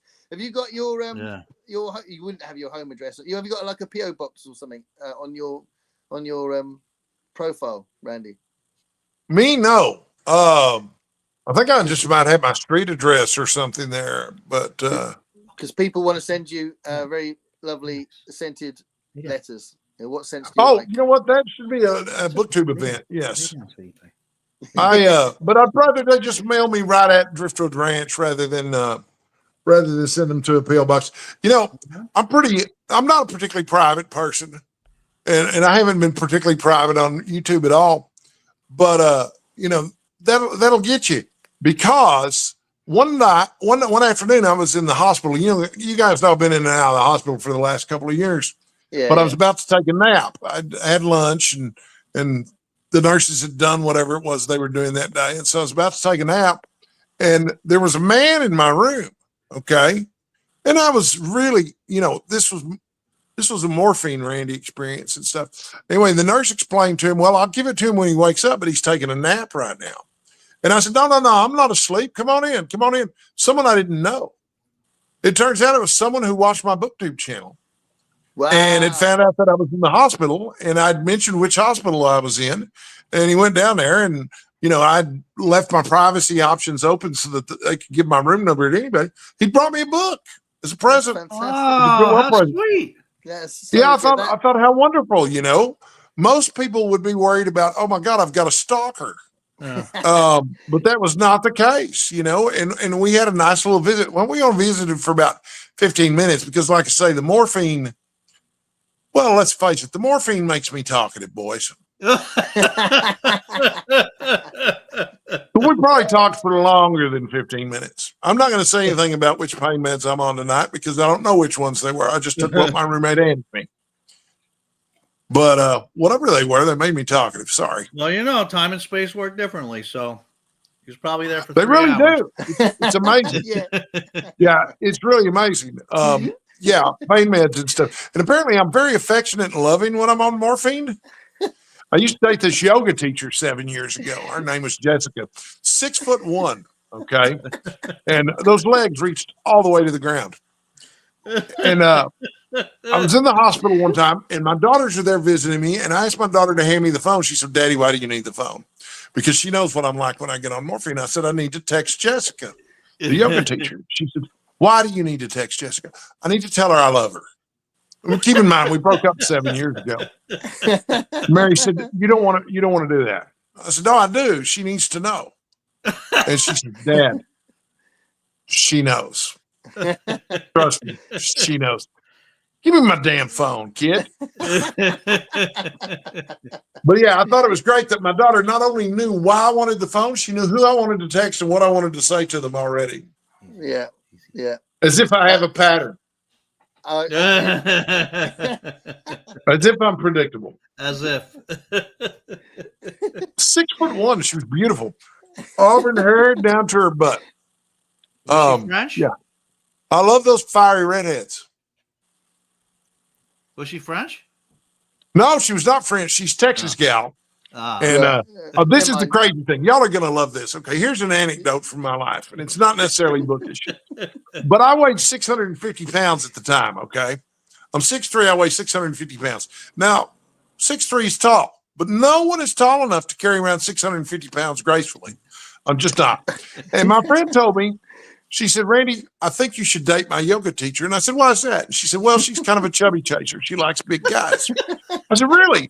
And she said, yeah. And also she likes works in progress. She likes people who are trying to improve themselves. And, I know you've lost 25 pounds. 25 pounds is really impressive when you weigh 225 pounds and you're trying to lose some weight. When you get 675 pounds on you, losing 25 pounds is not such a big deal. So I don't know that I'm really a work in progress at all. But I thought, you know what, I'd like to meet her. And so I met her. Remind me, who's advising you? Your daughter? This is a young woman friend of mine who's a singer-songwriter. Okay, a friend of yours is suggesting that you start dating lovely her teacher. Woman. But she wants me to date her yoga teacher. To which I'm open-minded about. I've been a bachelor for a while now. So I meet her at an event called the Funk at the Monk. It was a funk music event at a bar called the Bearded Monk. Nice. My daughters hit it off with her, and it's just wonderful. And so I sent her a text the next day, and I suggested we grab lunch. And our text conversation went great right up to the time I invited her to lunch, at which time she went silent on me. So I thought, well, okay, she likes me, but she didn't like me well enough to have lunch with me. The singer-songwriter friend says, just go to her free yoga class Thursday morning. Okay, so I don't know what you guys think of when you think of free yoga classes. But at 650 pounds, what I think of is, am I going to be able to get back up off the floor? So I spent a week practicing getting up and down out of the floor so that I could go to this woman's free yoga class to get to know her better.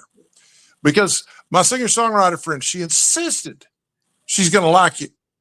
And so I go to the yoga class, and I do the modified moves that she's giving people who with mobility issues. I get out of the floor successfully. And afterwards, I ask her if she wants to grab a cup of coffee. Oh, I'm only allowed 1 cup of coffee a day. I'm really sorry. I've already had it. Like, okay, well, she doesn't like me. But the singer-songwriter friend is very encouraging. So long story short, I went to yoga for 8 weeks in a row. And I asked the yoga teacher out on a date every time.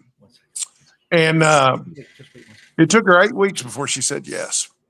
So but she did say yes, boys. There you go. Yes, she did say yes. We did wind up dating for several months, in fact, and we're still close friends. We talk on the phone 2 or 3 times a week still. Oh, that's fantastic. Oh, that's great. Yeah. That's a lovely story. So that's a story I love to tell because it makes me look good, like I'm really persistent. And I'm also happy to say that I'm down to 475 pounds. Thank you very much. I've lost 200 pounds. That's nice. Amazing. Are you still doing yoga? No. Oh God, no. You know what? I loved yoga actually, and I took some private lessons for a while. But yeah, I've given up on yoga, and I don't even know why exactly. But I don't really do much exercise anymore except some physical therapy on my legs. Right. But mostly I lift weights for exercise when I am exercising. But now that I have heart problems, I have to start getting cardio in too. But it's really hard for me to get cardio in because I walk and I have a wound on my foot that won't heal. So they don't want me to walk. So my heart is very, very weak right now.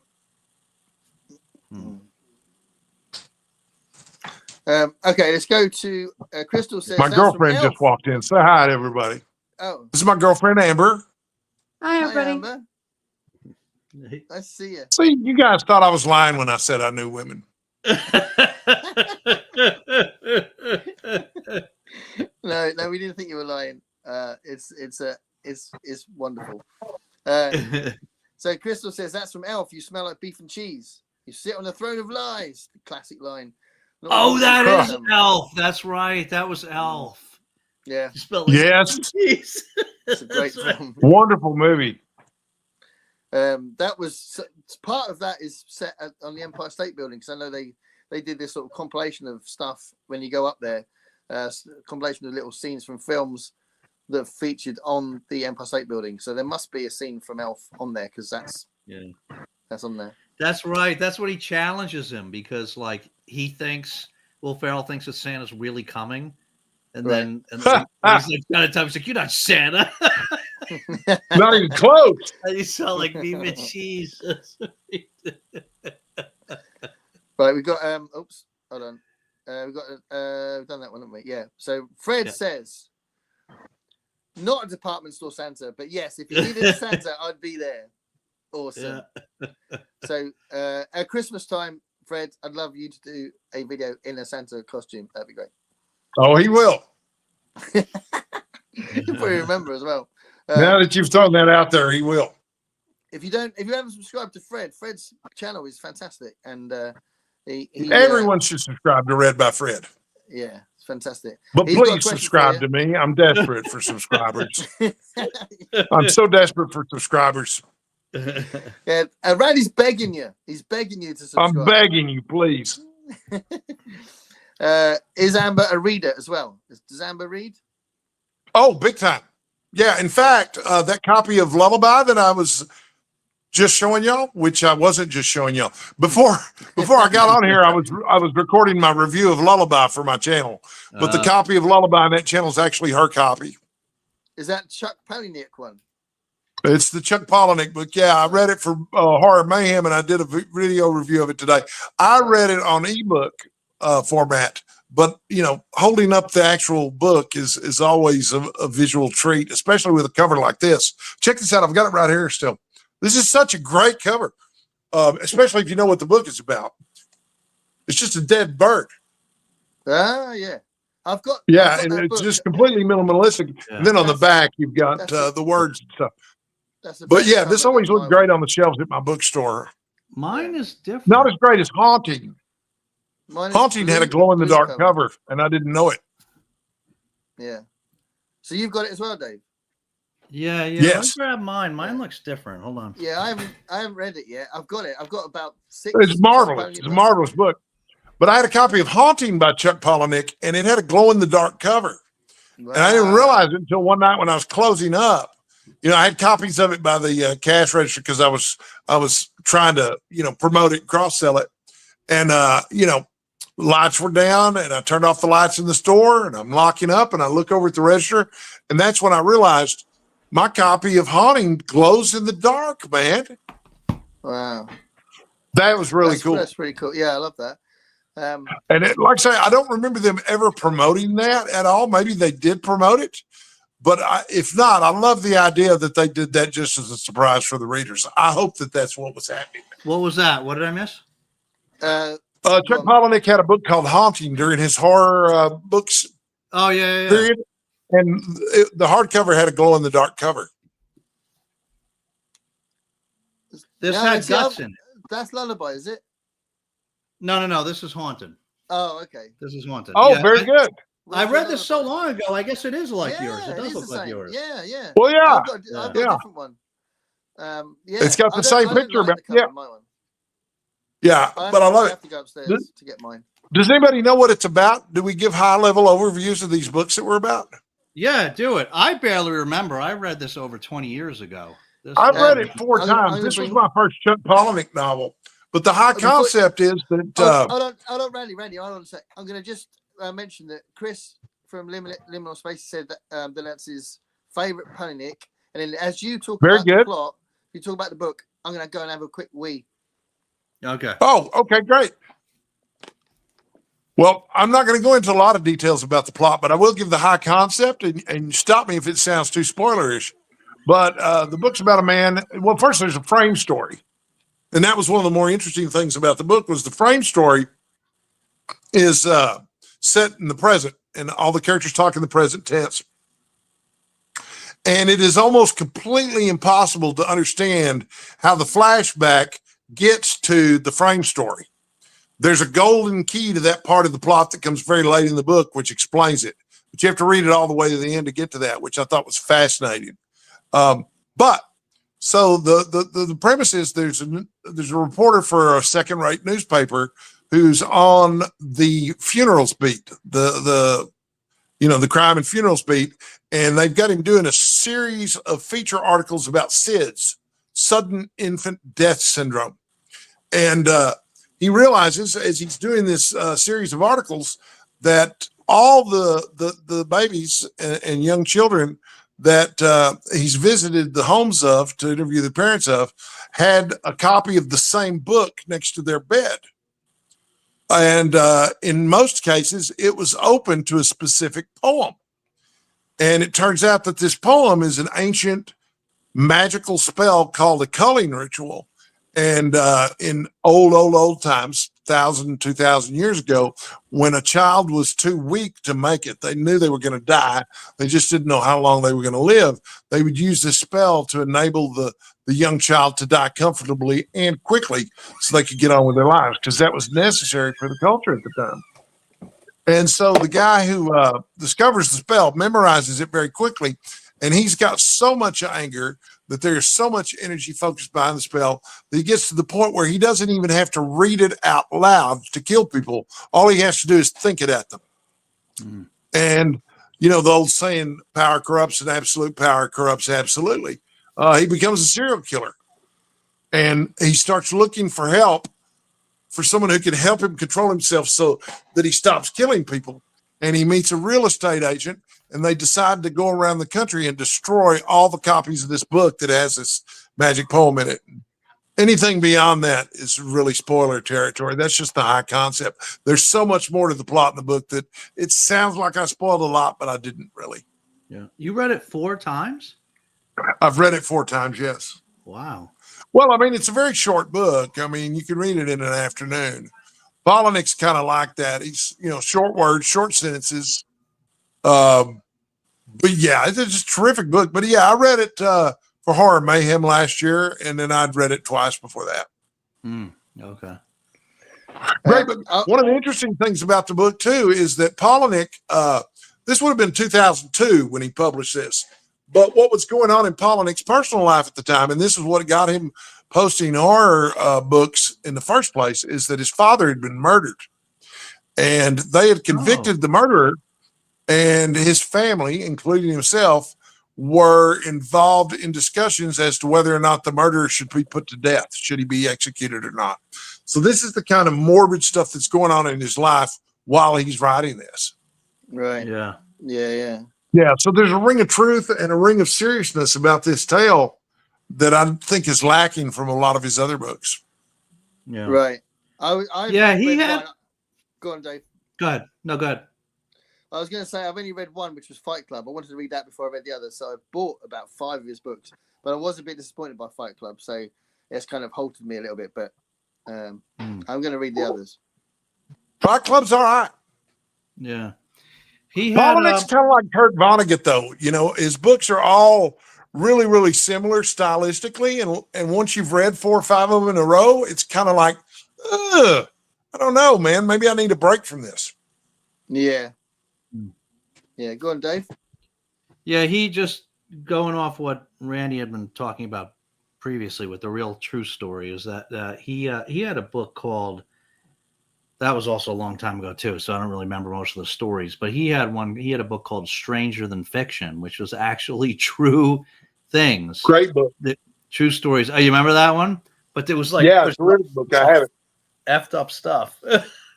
Right. Yeah, it really was. Yeah. Yeah. Vonnegut's nonfiction, his essay books, I think, are better than his fiction. Generally speaking. Mm-hmm. Yeah, Chris says when he's walking down the road and he can't stop playing the lullaby over and over in his head.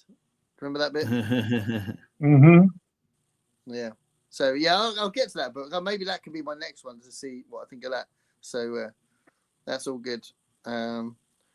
Crystal says, I've got that glow in the dark cover for Haunted. Invisible Monsters is my favorite Panic book. Read it so many times. Never get tired of reading it. Do you know Invisible Monsters? I have a copy. I haven't read that one yet. I also have a copy and also haven't read it yet. There's one I was given. It's apparently like crazy. It begins with R. It's a short title. It begins with R, like Rage or something, or Rant or something. And it's supposed to be Rant. Yes. Is really, really strong. That was given to me by a friend of mine. He said, "You got to read this." But again, I haven't read any more than Fight Club yet. But yeah, I've got a bunch of them. So Kat's given us a comment from a previous part of the show. That was about the zombie apocalypse, but I bet you forgot which comment this one's about now.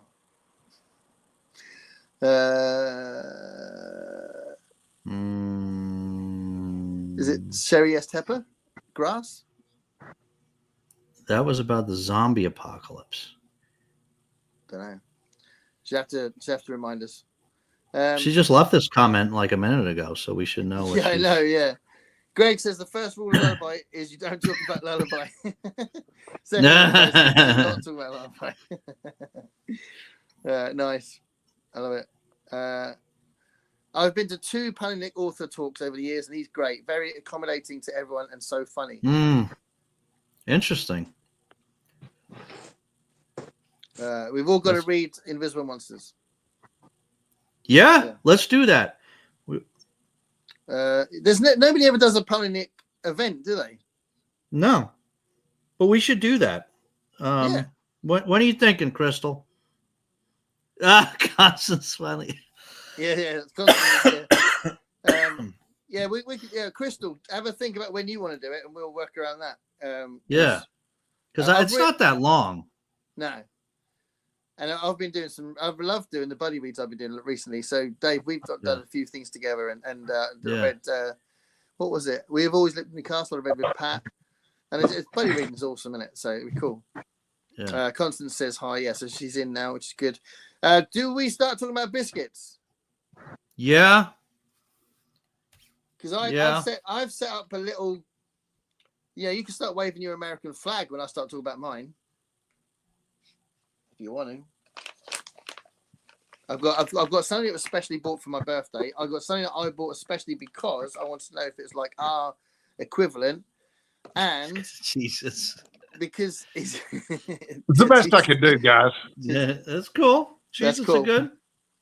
And I got this as well, which gets mentioned a lot on the show, but I've never had them before because I bought them in Trader Joe's. So Ali loved Trader Joe's, and if it's all crap, I've got a proper English biscuit as well.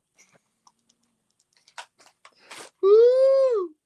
That's provocative. Well, talk. I've got I've got a proper English biscuit. Yes. Because somebody brought me a humongous bag of English biscuits when they visited last week. And I am finally going to try tonight. I'm going to try the one that, by the way, my family got so excited when they saw that bag. Brilliant. But I am going to try the one that I've heard about like incessantly on the show, but have never got to try. Is it the custard creams? Oh, Jammy Dodgers. The Jammy Dodgers. Jammy Dodgers. Awesome. Jammy Dodgers. Okay. I think someone said. I think Give me MJ my said official. they do appear in the British shop sometimes. Yeah, Not in my British shop. Jammy Dodgers.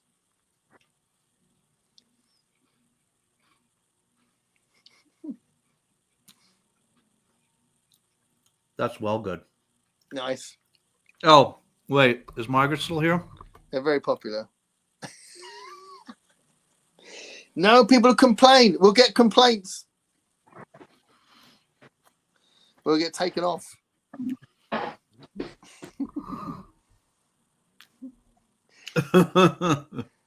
So you like it? You like the Jammy Dodger? I do like it. It's not my favorite biscuit, but I like it. It's not as good as a Hobnob, right? Not as good as a Hobnob. Yeah. Hobnobs are amazing. But yeah, that's cool. I love that. So is it every show we're going to have a different British biscuit for a while? Yeah. I've told them, because my family has been attacking that bag too.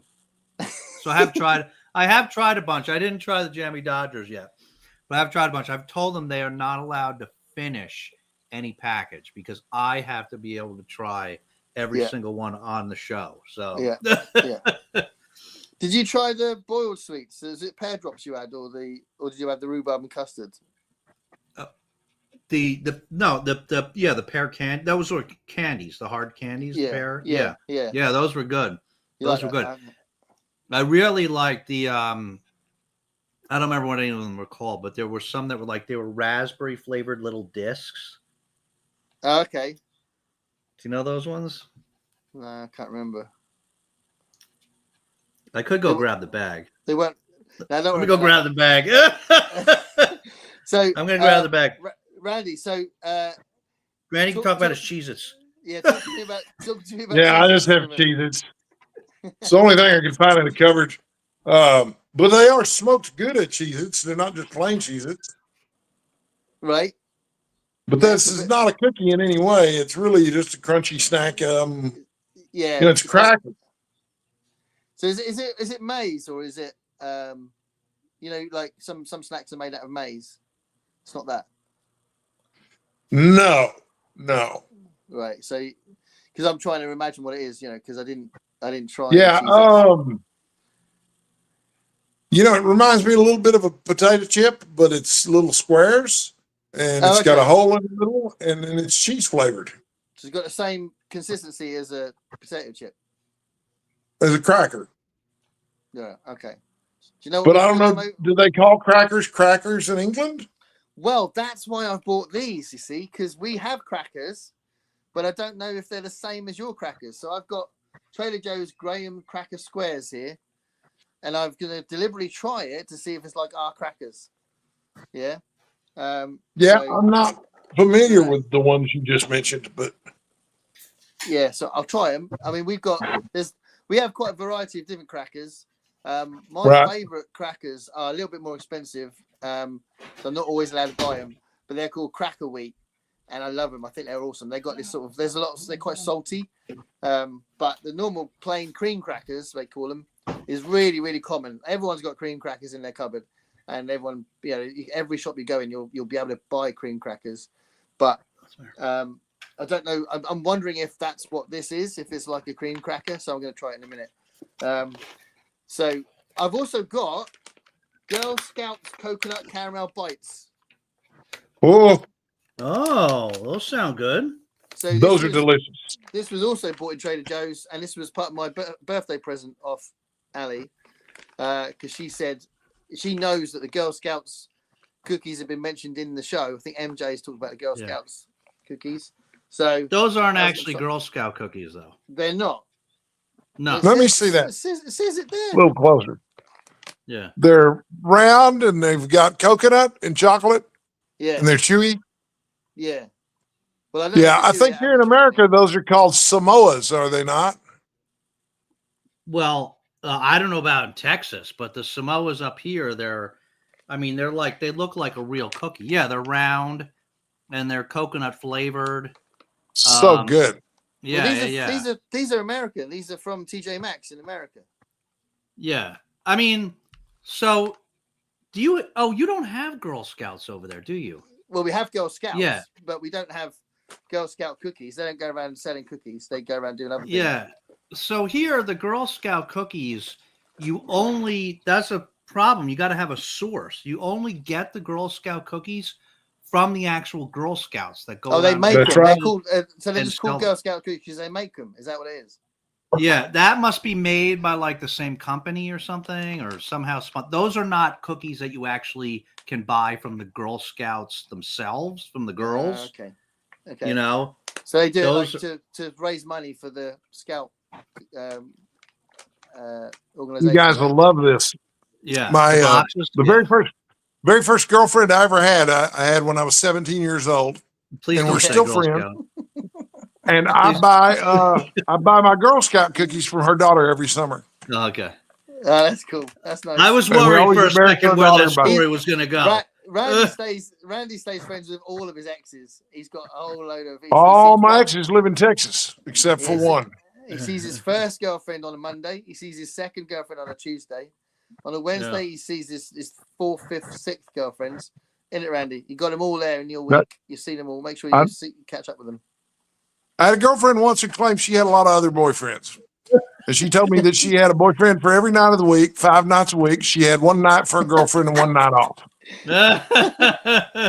So she had 5 boyfriends, 1 girlfriend, and that was plenty because she needed that night off. Well, can I say my relationship Lovely with woman. my French girlfriend, Roosevelt, she had it off with someone else, which is why we split up. Oh. So, yeah. So that had I hope I start getting letters with perfume on them. Yeah, you are going to get them. You're definitely going to get them. You're going to get them at least. I hope so. That and subscribers. Begging you folks. He's begging you. He's begging you. Come on, guys. You should. Please. That's sir, may I have another bowl of gruel? I'm gonna try these while we're talking about this. So, I've also got these, which I really wanted to try because I wanted to know if these are like our ginger nuts. So these are ginger snaps, and ginger nuts are one of my favorite biscuits. But I don't know if these are. I'm kind of imagining. I don't know if I'm making assumptions about American biscuits, but I'm thinking they might be softer.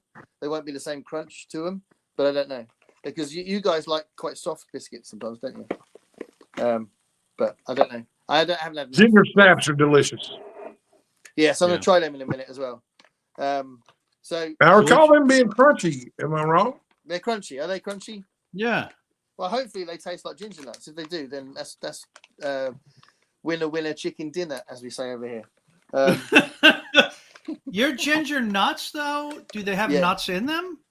No, they're ginger nuts because they taste of ginger, but there's no nut in it. It's just just a name for it. Like nuts, like crazy, like ginger crazy or something. Yeah, that kind of thing. Yeah, it's probably like that. Ginger snaps. Kat says ginger snaps is what she is when she's angry. And nobody wants to see ginger snap. And we constantly call it ginger nuts, wouldn't we? So there is that. That too. Right, I've opened them. Right, they're bigger than I thought they'd be. And then oh, you love this. So don't do it. Now Ali's been to. Well, she's been to America a number of times in Minneapolis, but now she's after going to New York. Do you want a lovely quote from my wife about American food? Yeah. Hi, Crystal. This sums up my wife's attitude to American food. They don't know when to stop. That's true. Very nice. Americans don't know when to stop. I like it. And to be fair, she's kind of referring to the insane amount of sugar that you put in your food. But that's fair. Try this. Ginger snaps are usually not very sugary, though. No. Oh, these are nice. I like these. That's good. They're good. Very coconutty. Oh, those are the Girl Scout ones? The coconut nice. caramel? Yeah. They're nice. Those are kind of like little pellets almost? Yeah. The little balls, basically? I like them. The what is it like? It is like something. The consistency is like something we got over here, but I can't think of it. Let's do a quick ginger snap, and then we'll move on to our books. Oh, we talking about books? Well, we can do. We're nearly 2 hours in. I think we should probably say something about books. Right, here we go. These are ginger snaps. I'll be right back, gentlemen. Right. Okay, they're different. You like it? I like it, but in ginger nuts, the ginger's stronger. It's quite strong ginger flavor. This is quite subtle, which is amazing. I never imagined I'd say that an American food type would be subtle. But yeah, this is more subtle than ginger nuts. Yeah.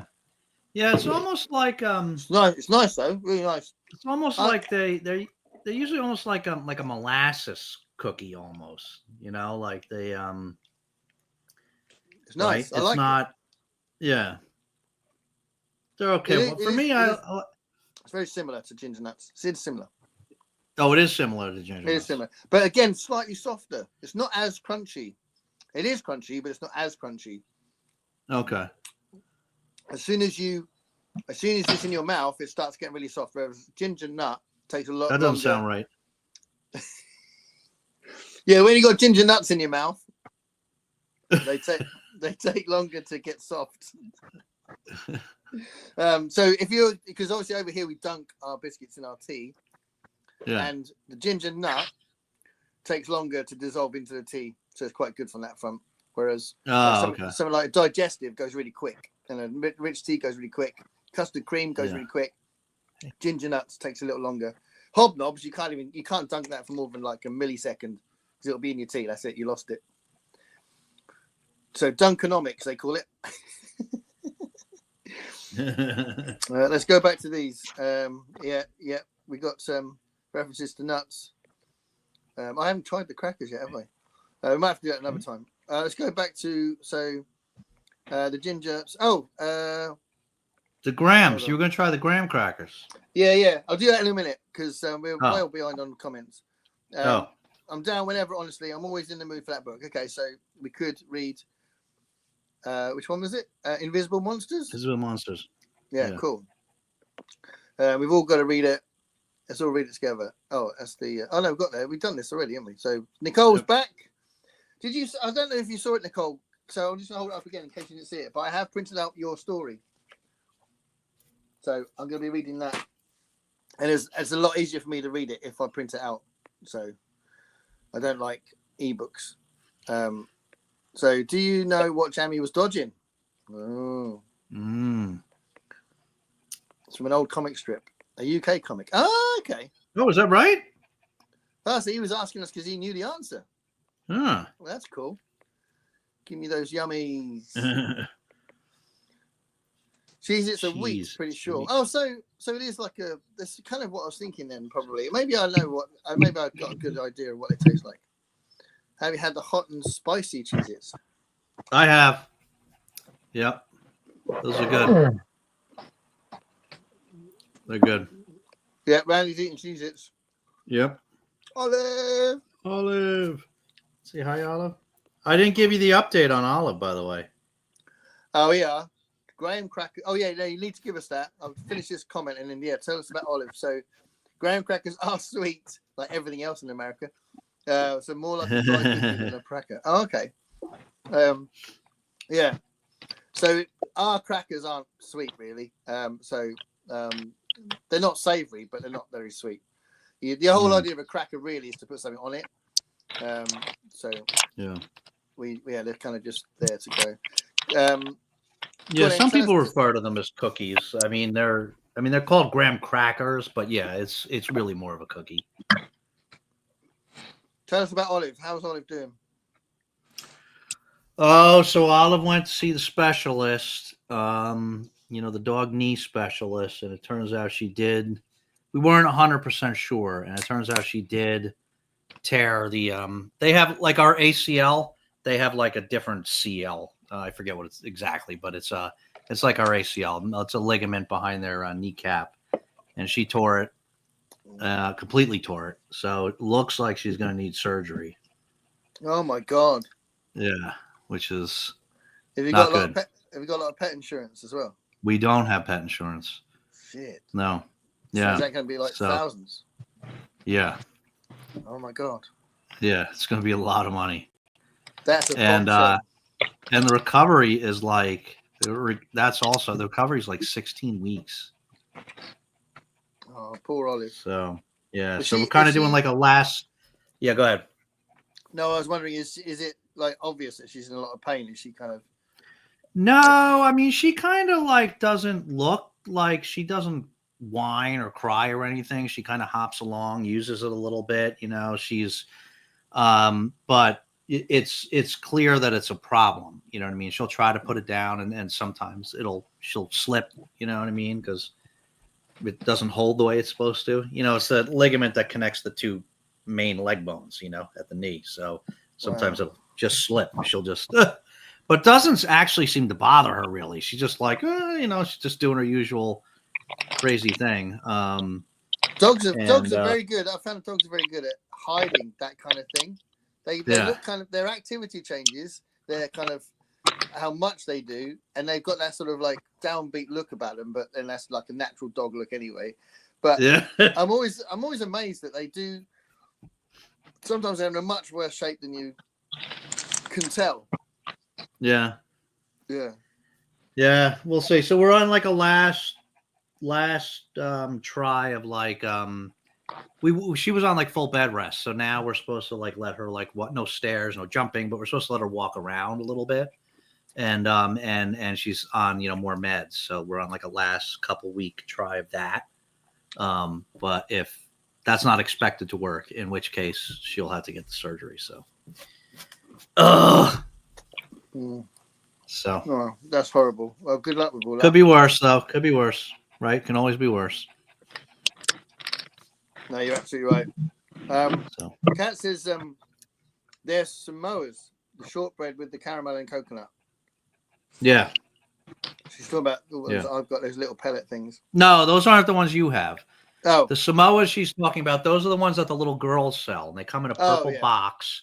And they're they look like a cookie / biscuit. They're round, and they and they have like little chocolate stripes on them and coconut flakes and they're delicious. They are delicious. They are delicious. They're the Cadillac of cookies.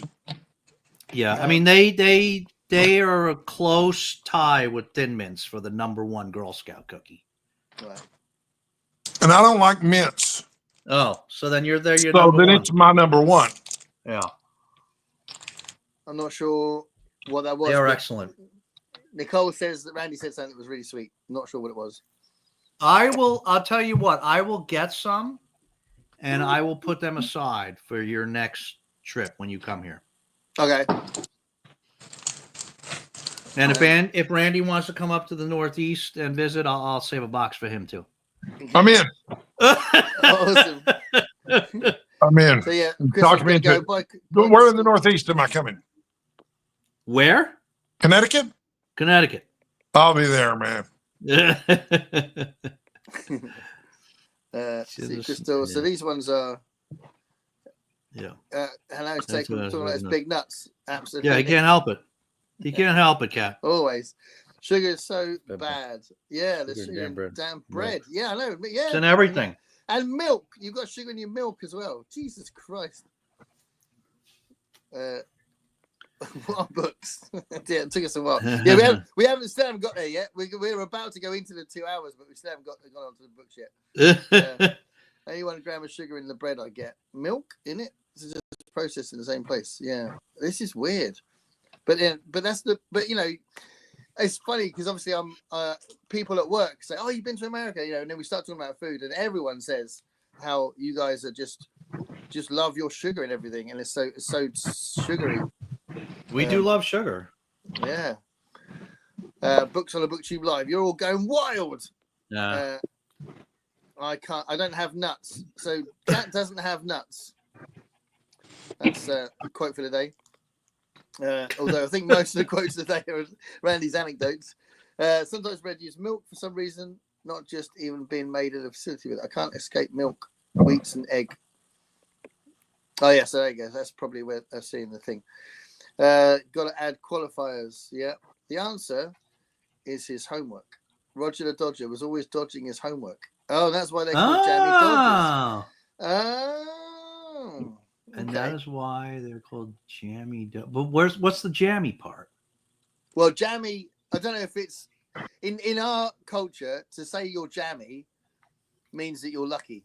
So if someone is trying to like avoid something and they carry on getting away with it, then they're jammy. So Ferris Bueller spent his entire film being jammy, right? Because he was getting away with it. Got it. So that's what jammy means. Poor Olive. Yeah, absolutely. Margaret's almost going to be commenting loads, so she's going to be joining in the let's do random comments so they keep talking thing soon. Yeah. Signal was too finicky and I gave up. Yeah. Thin mints are a close second. Oh, here we go. There's an argument brewing. I mean, that's fair. That's a fair position. If you like mint. Oh, when Nicole said that was lovely, Randy, she was talking about because you're friends with an ex and buys her child's Girl Scout cookies. Oh yeah, no. Well, you know what? It's really it's a lovely experience, and we've been doing it for years now. And I always have the opportunity, and she does too, of teasing her daughter about what we used to do on dates. Well, when I was 17, what we did on dates was stuff that you could actually talk about with someone's daughter. Yeah, you probably don't say everything, right? Just so we're clear too. My first girlfriend was 20 years old when I was 17, a college student, and I was working at a Dairy Queen at the time, of course. And she asked me out, and I turned her down. Oh, and I turned her down 3 or 4 times in a row, and then finally it was like, okay, I'll go out with you. Mm-hmm. I love this. So you're gonna write a memoir about your relationships, right? Absolutely. Yeah, haven't you? Didn't you hear about this for quite a while, actually? It's called Hades' House. Yes. Right. It's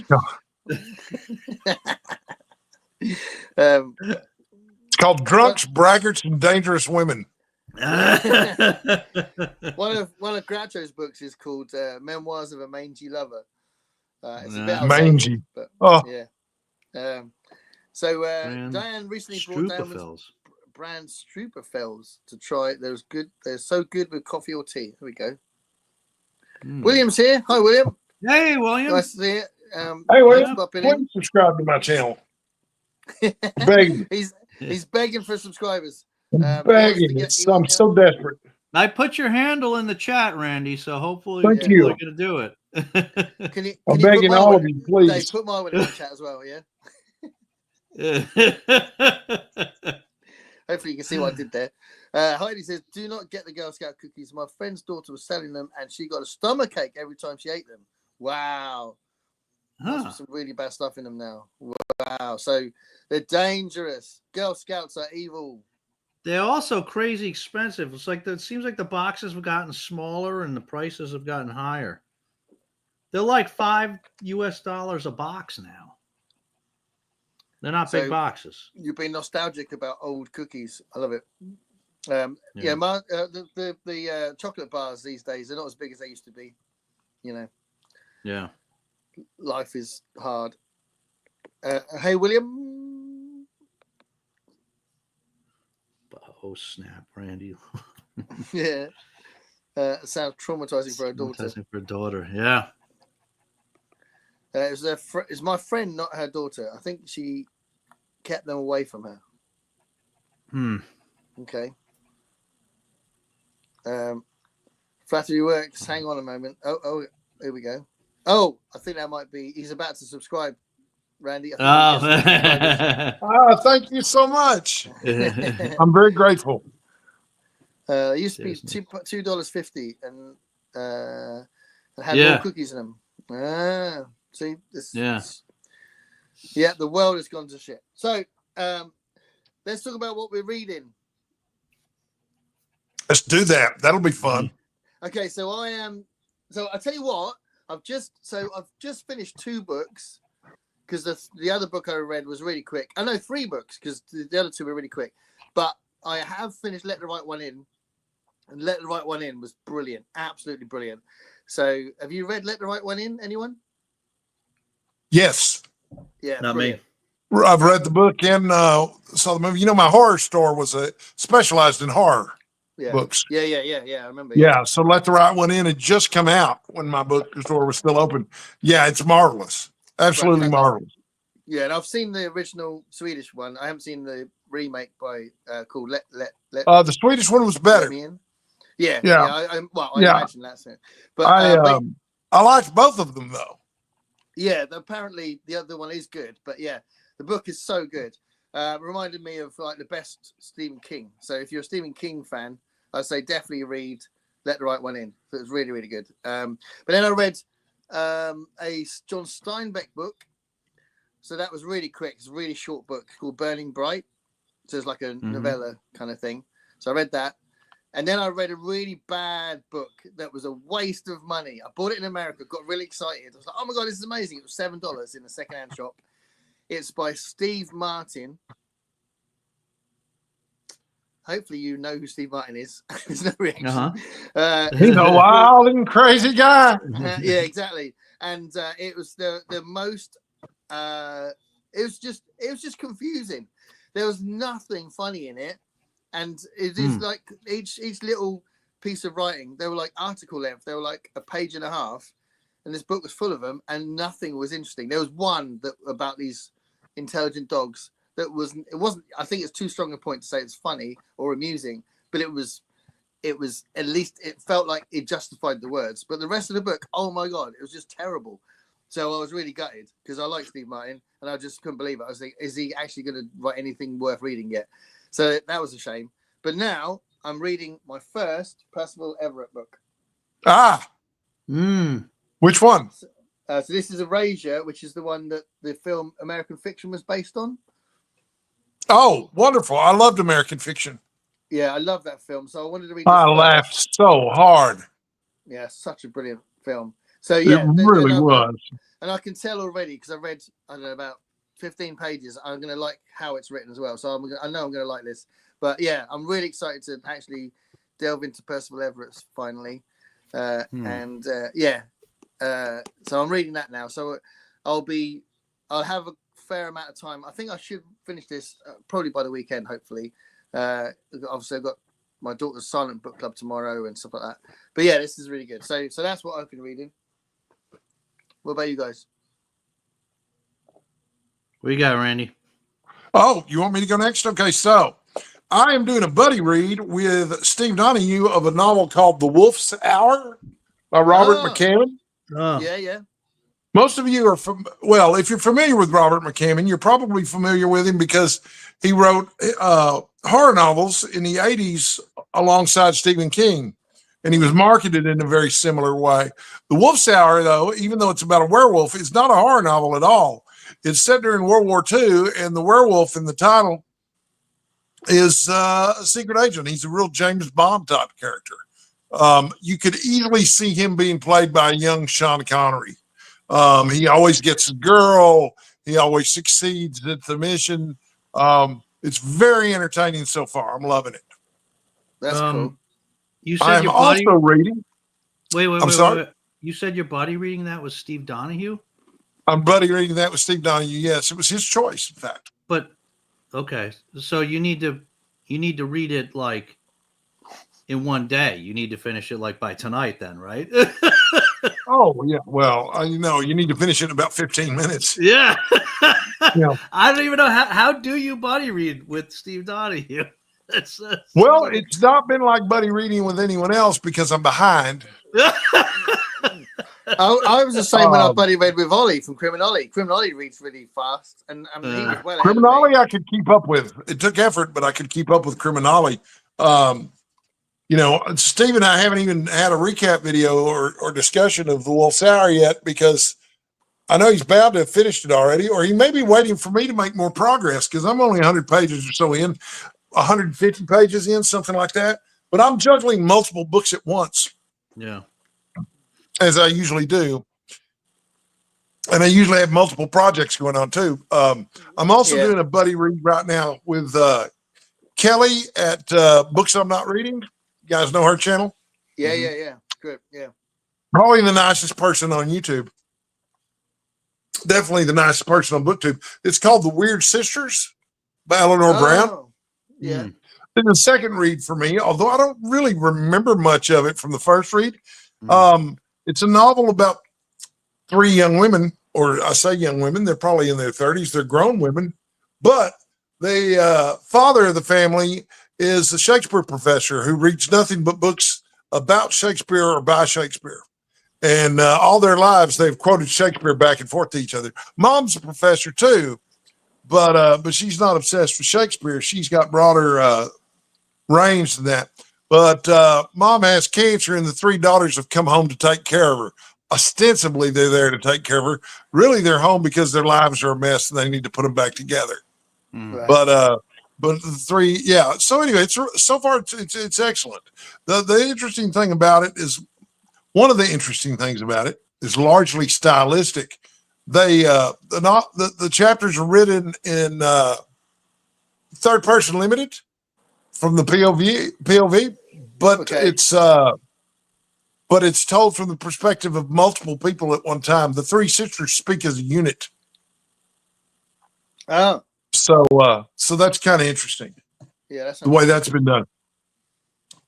So, and then I'm in the middle of The Daybreakers by Louis L'Amour, which just disappeared from my screen. I hate this device so much.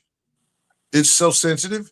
The Daybreakers is one of the Sackett novels, and it's a Sackett novel that's probably similar in a lot of ways to East of Eden by John Steinbeck, but more Western feel to it.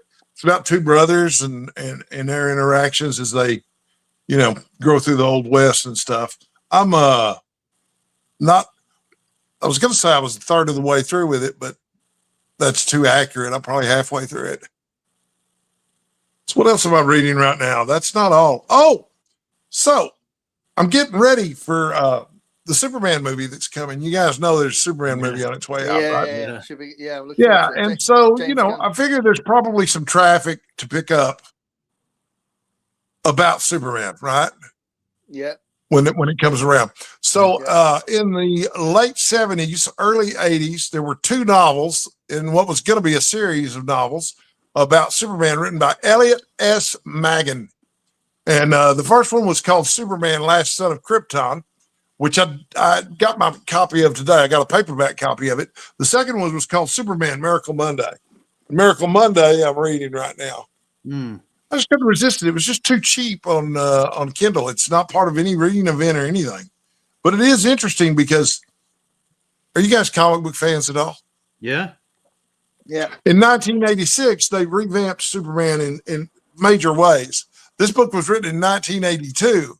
So the characterizations and the lore is all 1982 Superman. So Superman, rather than being a reporter at the Daily Planet, is a newscaster at GBS. I don't know if you guys remember that or not, but toward the end of his career, that's what he did. And so was Jimmy Olsen. They were broadcasters. And Lex Luthor's just a mad scientist. There's none of this nonsense about him being some kind of criminal mastermind. That came later. So that's been interesting. And then finally, I'm going to say I'm in the middle of this one, but you'll understand that I'm not really in the middle of it, even though I've read several hundred pages, because the book is long and it's notoriously long. And I'm going to show you the cover right now. Lonesome Dove. Okay. What a magical book this is. I read it last year for the first time, and I'm kind of a book snob, and I'm an idiot as a book. I'm an idiot as a book snob for the first time. Yes. So this is your second time? This is my second time. And here's why, though. Everybody loved Lonesome Dove when it came out in the 1980s and 90s. Everyone. I can't tell you how many people. I grew up in a small town in Texas called Bonham, Texas. Population 10,000. Most of whom are very proud to have never read a book in their lives. And I can't tell you how many people came up to me and said they'd never read a book in their lives, but they absolutely loved Lonesome Dove, which is really impressive when you think you got all these people who've never read a book in their lives, and the first book they're ever going to read is 860 pages long. Yeah.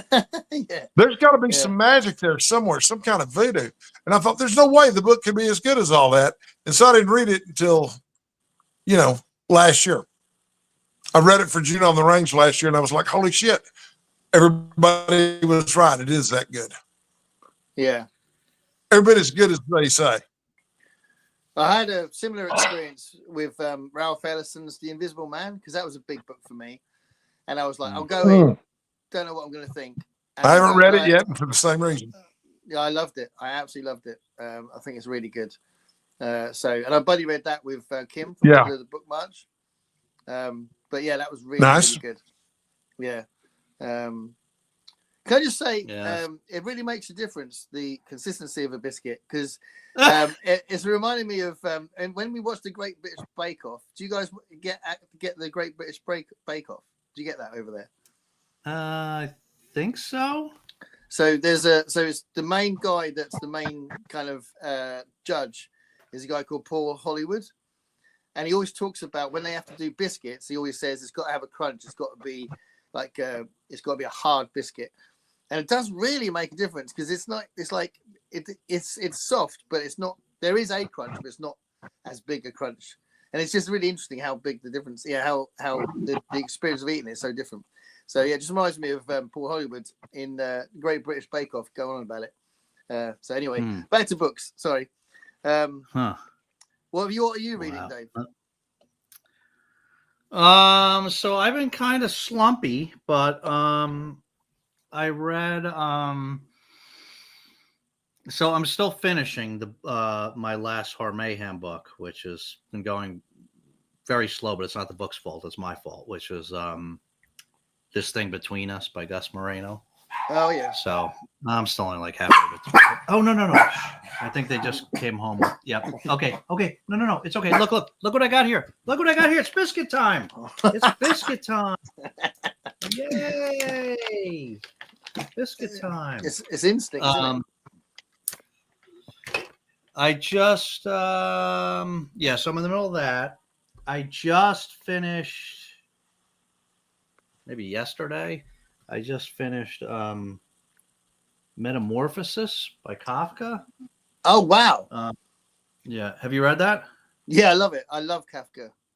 Yeah, I've read it about 3 or 4 times. 3 or 4 times. Yeah. Okay, so you're a good one to talk to about this then, because so I was reading. So for anybody that doesn't know what that's about, is basically this guy. He lives with his family, and one morning he wakes up, and he's like, he's changed into an insect basically, and it changes the dynamic with the family and his life and everything. And so as I read, I don't think this is like spoilery. As I was reading through that, I was trying to I didn't do any. I went into it pretty blind. Well, basically completely blind. And so as I'm reading it, I'm like you reading a story like that, and you're like, I mean, you know that this is a metaphor for something, right? And so as I'm going through it, the whole time I'm thinking this, I wasn't sure, I was going back and forth. I'm like, is this like a metaphor for him, somebody that's succumbed to drug, bad drug use, and that's because, he goes through all these things where he becomes not capable of his job or is taking care of his family. And you hear all this stuff about him not eating and his body changing. Right. So I was like, is this about drug use or has he succumbed to a serious illness?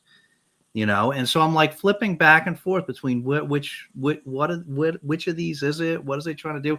And then, weird things would happen, with the apple being his dad throwing an apple and sticking in him and stuff like that. So I'm trying to, So then I finished, and I'm like, guys, I'm still not really sure, like what the metaphorical message here was. And so then I looked it up. I went and looked it up, and like nobody thinks that's at all what it was about. It seems like I don't hear anybody saying that. Like it seems like the predominant interpretation of this book is like, I forget what they call it, but like some father complex or something, because like he was mostly taking care of the family with his good job, and then he couldn't do that anymore, and so it changes all their lives. And I forget what it's called. It's like, like a father responsibility kind of theme.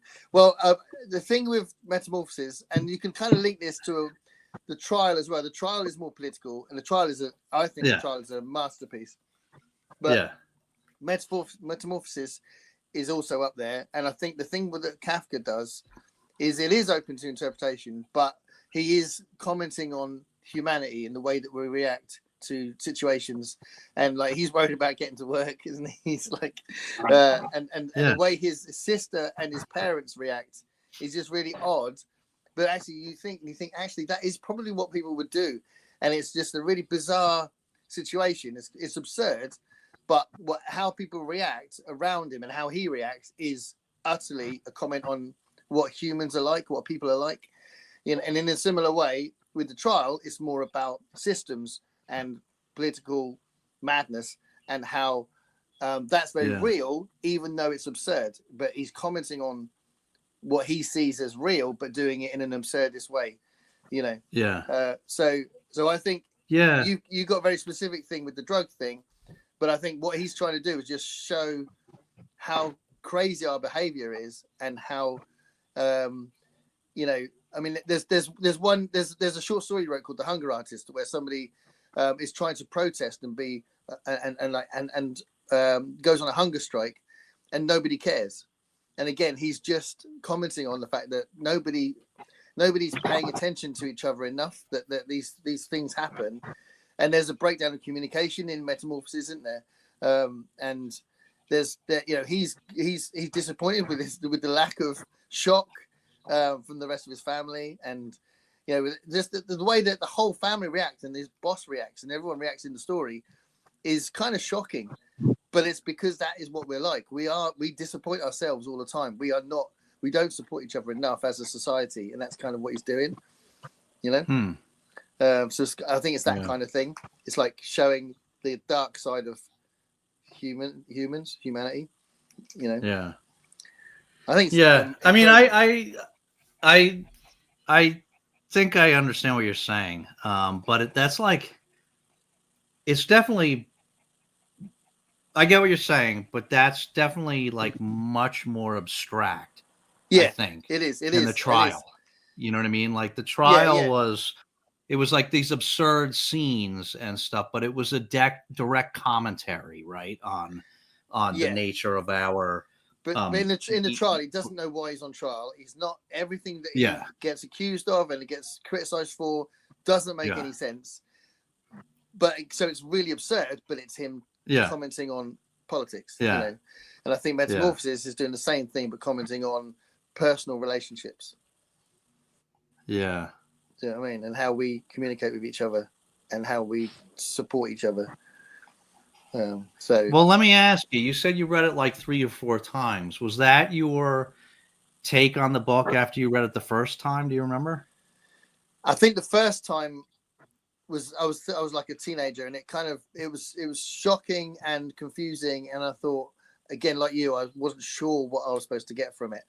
So as I've read it over and over, I think it's kind of it gets clearer that it's about people, and it's not necessarily about a specific allegory, but it's about people. Mm-hmm.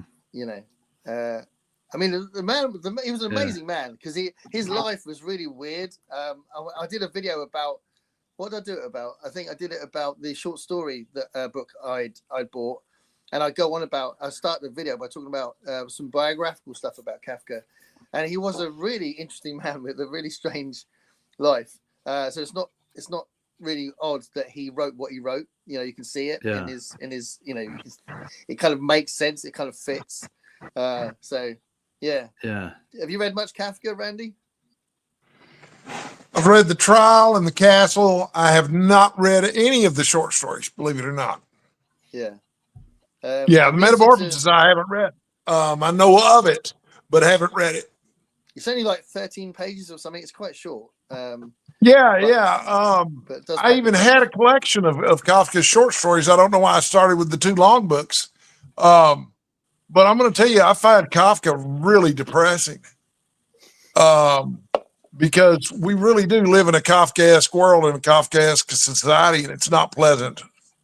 Yeah, he was really. It gets worse as a person. It gets worse. He wasn't a happy. One of the most Kafkaesque experiences of my life was I used to own my own business. I still own my own business, but it's a different one now. But I owed the IRS $50,000, and it was the date that it was due, and I just happened to have an IRS office down the street. So I took them my check, and you would think that collecting money would be the first thing on their mind. That would be the top priority. But it wasn't one of these things where you just lined up in order of when you got there. They give you a number based on what you're there to do.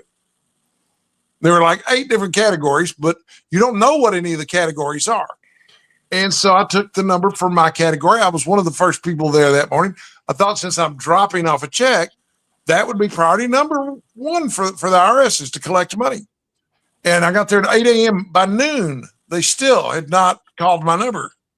And I asked the lady at the counter, I said, I just want to drop this off. I said, can I just hand this to you and leave? And she said, oh, no, you have to wait until your number is called. We have a paperwork here we have to fill out. And I said, well, my Social Security number stuff's right here on the check in the memo. I mean, I really I need to go. I need to get on with my day, and it's due today. I don't want to file my taxes late. There's late fees on a $50,000 payment are a lot, She said, I'm sorry, sir. You're going to need to sit down and wait till it's your turn. And so I said, well, okay. And they had all these forms for you to fill out too. Yeah. And I didn't have a form to fill out for me, but they would call out the names of the people who were filling out forms. And you could see that in the front of the room where all the forms were, half the forms were gone. They were just empty spaces. So you wondered how many of those people, were getting told to fill out a form when there was no form to fill out. Meanwhile, you've got a soap opera going on, and the reception is terrible on the soap opera. So even if the soap opera was good to watch, it'd be inferior programming just because the reception was so bad. That's the real tragedy. As if this weren't enough, the fire alarm goes off. Yeah. So I'm in the middle of a fire drill. Now, my story ended with me using a courier to drop the money off. I thought, well, they have to accept the thing from a courier and sign for it. That's where my story ends. But if it were written by Franz Kafka, of course, the courier would have dropped the check off, and I still would have gotten arrested for paying my taxes late. Yeah. That's where it would go if it were a novel. But still, it's life's enough of a Kafkaesque experience for me. I don't need any more. I don't need any more Kafka. You ruin their plan to collect interest. Yeah, go ahead. Yeah. It's that absurdity, that's kind of what he taps into. This is this is not depressing. Oh, he's brilliant at it. Yeah. This is a kind of a funny version of that kind of thing. There was a comedian, a Welsh comedian over here called Rod Gilbert. He's really funny. He's brilliant. And his entire kind of tone of his stand-up is about moaning. He whinges all the time. And it really works with his voice, and he just shouts, and it's brilliant. But he was one of his famous routines is when he's on a train and he wants a sandwich. He wants to buy a sandwich. These people have come down with a trolley with some snacks and whatever and sandwiches and that, and he wants to buy the egg mayonnaise sandwich, and they're like, he can see it. Can I have that egg mayonnaise sandwich? He said, no, I'm sorry, the egg mayonnaise sandwich is not for sale. And he's like, yeah, but I can see it. And he said, yeah, but we can't sell that, sir, because we've only got one. We've only got one left, and we want to make sure that people can see what's available to buy. And he's like, well, if it's available to buy, I want to buy it. I can see it. Can I have that? No, it's our last one, sir. So you can't have it because you have to keep it there so you can see what you can buy. But if I can buy it, can I have it? No, you can't have it. It's amazing. It's a brilliant routine, and it's really funny. But again, it doesn't make any sense. Do you know what I mean? But the person selling it kept arguing that it wasn't for sale, even though he could see it. And he was like, but surely you want to sell your sandwiches. It's brilliant. So that you got that kind of thing, haven't you? But obviously, usually in a much more serious way in the trial. But yeah, that's cool. So I'm kind of intrigued that you read Metamorphosis. Does it make you want to read more, or are you like Dave? Yeah, I mean, I'll read more. I mean, I've only read The Trial and Metamorphosis so far. So. Oh yes, but you like The Trial. Yeah, I love The Trial. Yeah. Yeah. The castle's a big one, isn't it? Because like Randy said, that's another longish one. And I may have started another Jersey. Pardon? I may have started another Tchaikovsky book. Oh, oh, what was that? Which one? Shards of Earth. Shards of Earth. Oh, I don't know if I've got that one. Oh, I've got Bearhead over there because I want to read those other Dogs of War ones. So we might be a little bit reading Tchaikovsky, but in a different direction for a minute. Shards That's of Earth. okay, right? Yeah. Yeah. But Randy, have you been tempted by Adrian Tchaikovsky since we've been talking about him a lot? Tchaikovsky, Children of Time, I read recently. I did not realize that he was becoming an internet darling lately until after I read it, and I realized, wow, everybody's reading Tchaikovsky right now. Children of Time was outstanding. Yeah. Loved it. Absolutely loved it. There's so many layers, isn't there? The way that the evolution is explored, like religion and like the philosophy of the spiders and the way they treat what they can see above the planet and the way that the sun develops. Amazing, absolutely amazing. Yeah, it really was. It was just amazing. Everything about it was amazing. Yeah, I was really impressed. Yeah, I don't think it's got a wasted page, that book. The other two aren't as good, but they're still good. They're still good. Yeah. I had the other day somebody my video for that series still gets like some fairly regular hits, and somebody commented just like a week ago or something. Somebody left a comment that said, no, you know what it was? It was the Alien Clay. It was the review from Alien Clay, and somebody commented on that. They didn't really like Alien Clay, and they were like, but they're clearly a Tchaikovsky fan. They're like, we're all still chasing the high of Children of Time, And nothing's as good as that. But I think that's really hard. I think that's fair on him, really, because he's still written some great books. I've been happy with everything I've read, but there's a spectrum. There's like Children of Time, and then there's a bunch of others that aren't as good. But I think that's so unfair, isn't it? He has said that this commenter said that the in their opinion that the ones that they thought came closest was, what are we going to read, Gareth? Saturation Point. Yeah, the Saturation Point. And then I think Dog's Head. Dog's Head. Dogs of War. Dogs of War. I think Dogs of War was the other one that they said. Really, really good. Yeah. That's my second favorite of his. I think it's brilliant. And it's quite a simple premise, to be fair. It's about a dog. Well, no, it's not about a dog. It's about like a robotic dog. It's like a position where the military have got these different animals that work for the military, and there's a dog called Rex. That basically the idea is that this dog called Rex is questioning the orders that he's getting, and he wants to be a good dog, but he also is not sure about the morality of what he's getting told to do. Really, really good. So we've lost Chris. Goodbye all. Got to go bowling. It's league night. Good luck, my friend. That sounds. I love bowling. I don't do it enough, but I really like bowling. Yeah. I'm not brilliant at it, but I love. I can get a few strikes, but I can't get a strike every time. Yeah, me too. But I don't think it's not good for my shoulders anymore. Fair enough. You know what it's time to switch to? Shuffleboard. Shuffleboard. Time to switch. Shuffleboard is the best game ever. Oh, okay. I love bar shuffleboard on the table. Have you guys played that? I haven't, but I'm No. game. I'm open. I'm gonna find It's out wonderful. about this. It's absolutely wonderful. I've never had so much fun. Okay. I played shuffleboard at the bar for 10 years before they finally invited me to the league. You earned it. Williams just subscribed to you by the look of it. All right. Thank you. I'm begging you people to subscribe. I'm begging. So Heidi's reading with her eyeballs. I love that. Dr. Blood Money.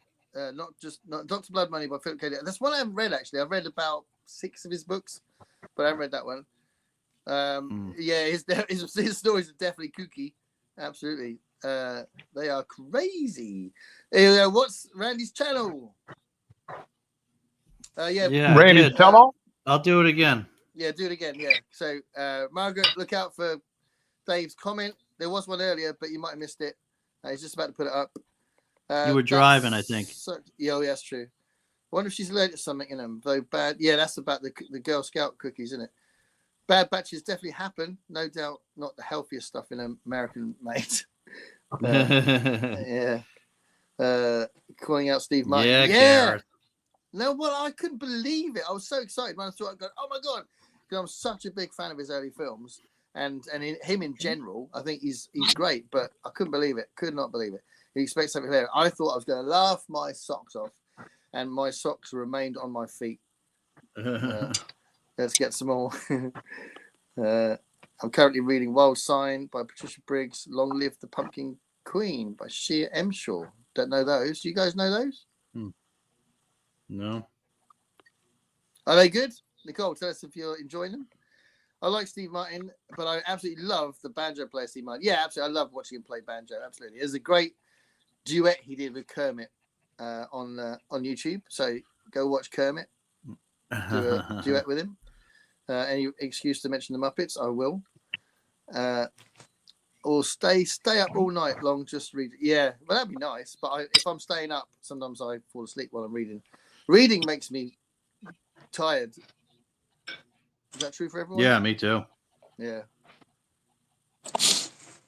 So actually, because my wife Ali struggles with reading. Struggles with going to sleep. And I said the amount of times I say to her, read a book because it'll probably set you down and probably make you tired. And she doesn't like reading, so it's not going to happen. I did not hear Shakespeare in that sentence. Right. So this is Margaret that thought that you said sex per professor. I think that says more about Margaret. Little Freudian slip there.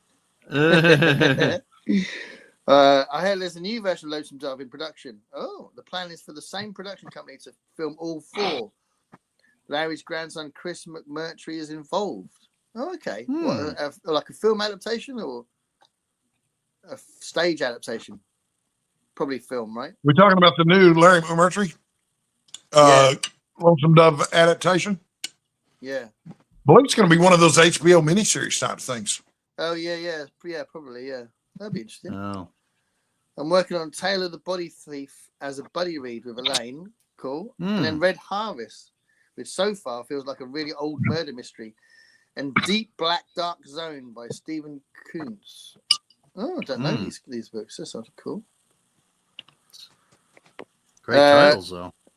Yeah, Williams reading Mary Shelley. So okay.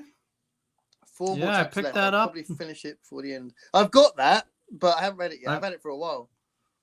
Yeah, I picked that up not that long ago, actually. But yeah, it's a little bit longer, so I have to plan for it. I think it's probably going to be quite what's the word? Somber, bleak. Yeah. You know, what are you thinking of it? What do you think of it, William? Yeah, William, tell us what you think of it. Chris McMurtry is the son of James McMurtry, one of the finest songwriters in Texas. And all the great songwriters come from. Oh, James McMurtry's amazing. Oh, all the great songwriters come from Texas. He's talking to a songwriter here. Yeah, thanks, mate. Go look up Bemis. McMurtry's first album is called Too Long in the Wasteland. Yeah.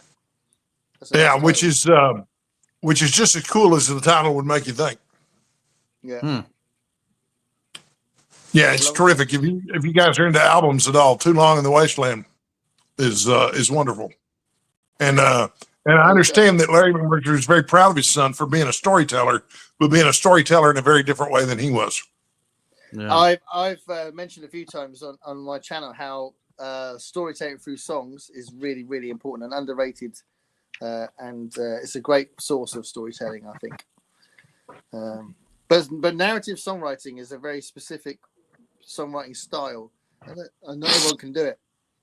You know, McMurtry does a wonderful job of it, and he also captures what it's like to live in Texas here very well. Right. His songs have a strong sense of place. That's cool.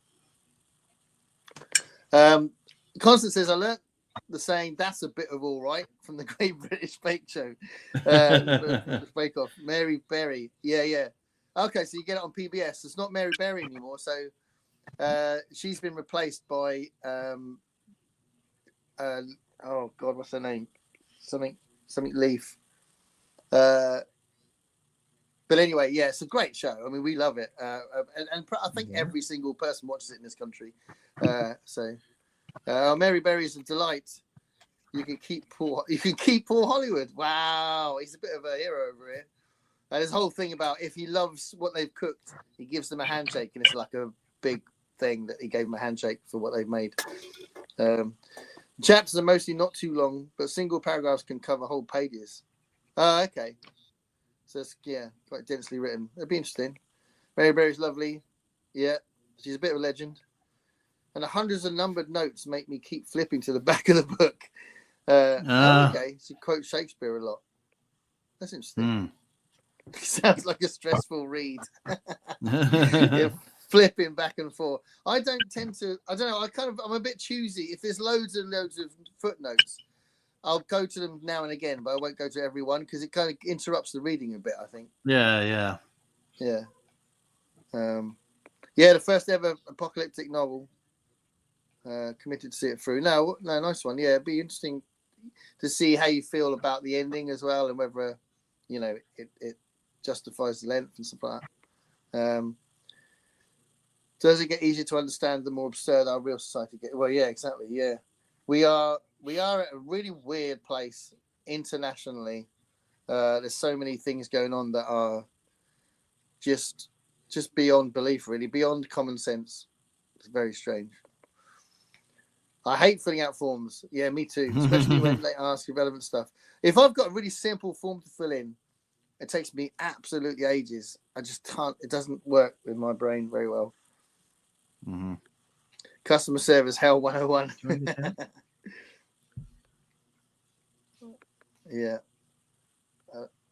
Rule 1 don't make sense. Yeah, absolutely. Yep. But when the form asks you for information you already gave, like a job application requires a resume. Yeah. Or even on the same page of a form, you think, literally, I've just said exactly the answer for that, like on the previous question. Yeah. That's a good one to grind gears, Cat, especially since the whole process just fed to bots anyway. Yeah, I mean, these days it should really be about the interview anyway. But yeah. That sister-in-law job question is no joke. Oh, we've lost Randy. Oh, hold on. Oh, no, hold on. He's coming back. You're all right, Randy? You lost me, but I came back. Thanks for having me back. I do have to wrap up soon, though. That's fine. We can wrap up soon. Yeah, absolutely. I was just. I don't want to. I think Olive's getting pretty uncomfortable. I can do this all night. Well, so a really important announcement I've got, and if you are absolutely welcome to join me and us. Is on Sunday. I'm going to be doing a live stream celebrating 5 years. I did an announcement last week, and I thought it was Saturday. Sunday. It's Sunday. Yeah. Okay, that's good to know. I was going to show up for a live stream that didn't happen. Well, I tell you what, that does explain why you said you were going to go mad on your beers Friday night. And I thought, Christ, he thinks he's going to have the biggest hangover if it's going to last 2 days. That's actually great. So I can have a bunch of beers and watch Andor Friday night now. Yeah, and we can talk about Andor on the live stream if you want. Have you watched Andor, Randy? I have watched an episode of Andor, but I don't watch much TV. Oh, it's really good. It's very special. What I saw, it was good though. Yeah, really, really good. So yes, on Sunday at 3:00 my time. So, Oh, you know what, Gareth, you're right. It's on Sunday.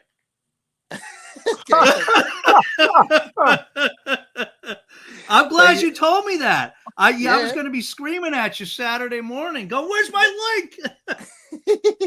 Yeah, there were people that said they're up for it. That when I announced it in the comments, I'm going to put the link on all of those people, and I'm going to try and have whoever wants to appear. So it will be a nice thing where people are dropping in and out, so people don't have to stay for long. It'll be a really nice way of just asking people how they've found the last 5 years, and highlights that they remember, whatever comes up. It'd be great. It'd be a good laugh. And if Gavin's on the same time as you, Dave, we could talk about how he slaughtered you at the Christmas quiz. Yeah, I admit what I'm not gonna lie. I mean, that happened. that happened. Now, in fairness, I thought I was walking into a competition that was very, very different, but I did get smoked. And I made such an effort to try and make sure it was American friendly, but clearly I didn't do a good enough job. Although Gavin knows his stuff, doesn't he? He's very good with films and that. So there we are. Diane says, I want to read Children of Time because of Gavin and Pat's recent live. It sounds interesting. Yeah. As one of the first, one of my earliest videos is a book review of Children of Time. It's literally like in the first 6 months of my channel. So yeah, but Gavin and Pat did a live. I totally missed that live. Yeah. Whose channel was it on? I gotta go check. It was on Gavin's, I think. Do you know Gavin's channel, Randy? It was on Gavin's? No. His channel's called Genre Reads. Okay. He's a lovely guy, but he reads all sorts of stuff. So I think he'd say himself that his favorite stuff is science fiction, but he reads all sorts of things. He reads Agatha Christie, and he's doing like loads of deep dives on like things like Lost World books and stuff like that. Wait a minute. I know who this is. Yes, I have watched this channel quite a bit. It's wonderful. Yeah. Yeah, I know exactly who you're talking about. Yeah. He did a live stream with Pat. So that's Randy's channel, guys. Literate Texan. Please subscribe to me. Okay. So how do you not want to subscribe and tune in and see this once in a while? See, I'm like that with music. She's saying it invigorates her, gives her energy. I'm like that with music. If I'm flagging, if I'm flagging and put some music on, I'm back up again. I'm cool. But I can't read as successfully with music on because I end up focusing on the music. So I tend to read in silence. Yeah. But yeah. Kat says, depends on the book and where I am. If it makes me sleepy, might wake me up if I'm lying in bed with an action novel on the couch with a fuzzy blanket and a little man laying on me. I think little man, not a little man, little man. Oh yeah. No, I like the idea that it's a little man. So little man's a very good boy. Prue Leaf, that's it. Prue Leaf.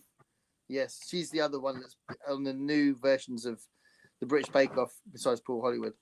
Did you get my earlier comment about Bedfordshire clangers? Yeah. Bedfordshire clangers. That is not the same as the. I went off on one talking for ages about the TV show. Yeah. Oh, you were talking about the wrong thing. Yeah, she's talking about. She's like Margaret. He did a whole segment on it, Margaret. That had nothing to do with what you're talking about. Yeah. So clearly, I definitely got the comment, but then just talked about something else. So yeah, go watch that. But yeah, she would have had clangers, yeah, but she doesn't say how much she misses them. Did you hit the wrong button, Randy? Did you hit the wrong button, Randy? No. I hope not. It's getting in dinner time. Franny's gonna beat me if I don't feed her soon. Okay, yeah, that's cool. We are actually gonna wrap up soon. Have you guys seen the job interviews with bots that start talking to each other and glitching out? Hilarious. Expect people are trying to make a living. That sounds good. Yeah. Send me a link when you get a chance. Job interviews are just is that an face? Yeah. Yeah. That's a swearing face. That's a swearing face. Swearing face. 5 years. See, that's it. You said swear. You've been hanging around with me too long. You didn't say cursing. You didn't say cursing. You said swearing. Don't you guys say cursing?